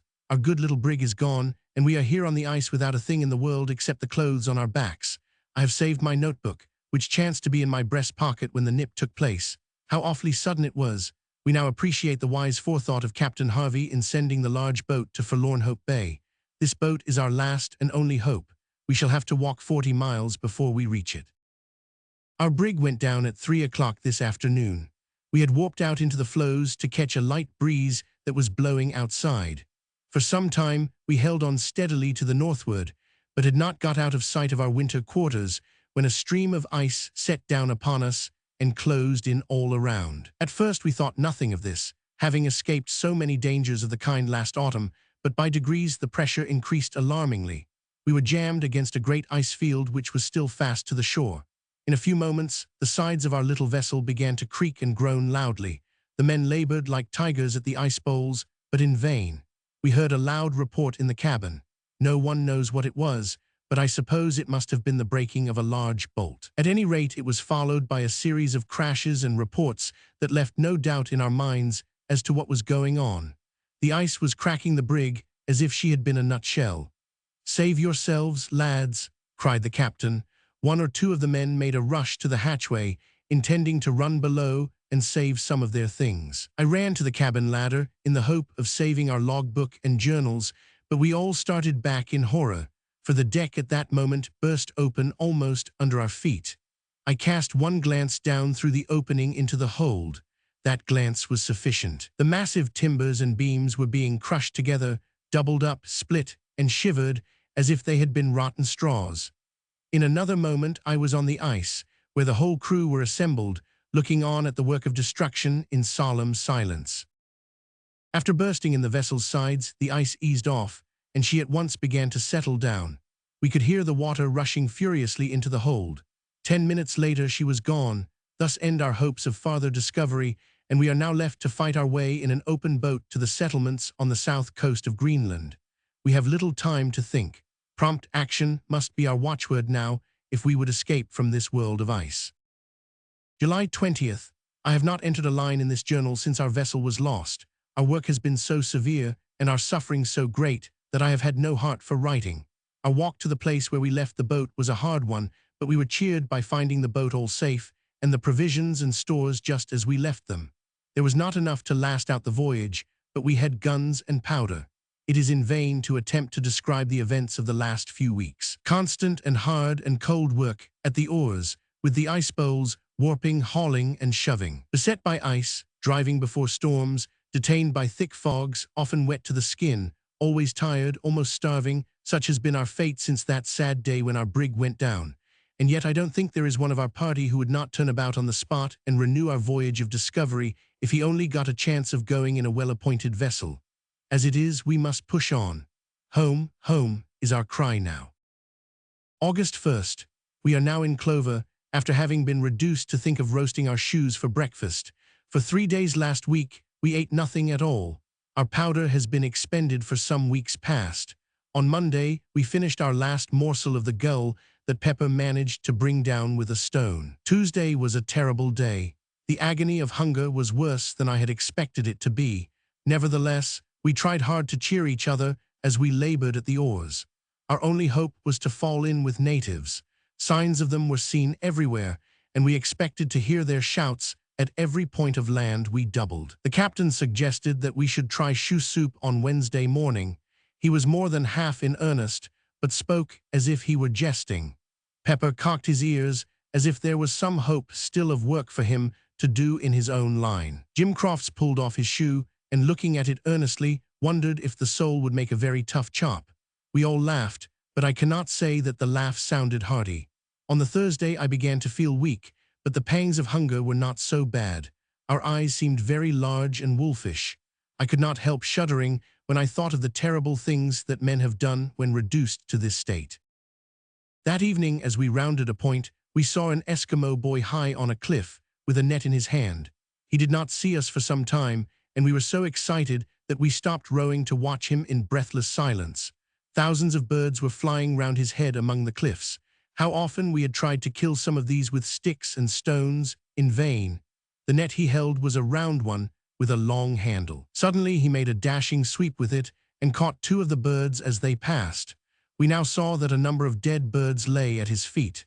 In one moment our boat was ashore, and we scrambled up the cliffs in eager haste. The boy fled in terror, but before he was well out of sight, every man was seated on a ledge of rock with a bird at his mouth, sucking the blood. Hunger like ours despises cookery.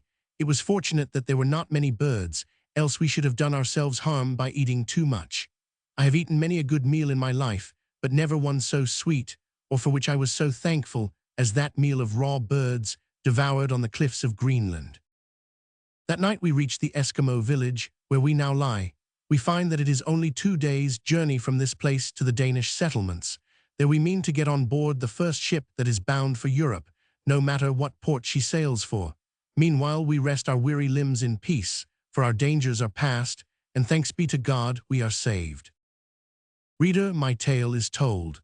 A little book cannot be made to contain a long story, else would I have narrated many more of the strange and interesting events that befell our adventurers during that voyage. But enough has been written to give some idea of what is done and suffered by those daring men who attempt to navigate the polar seas. The end.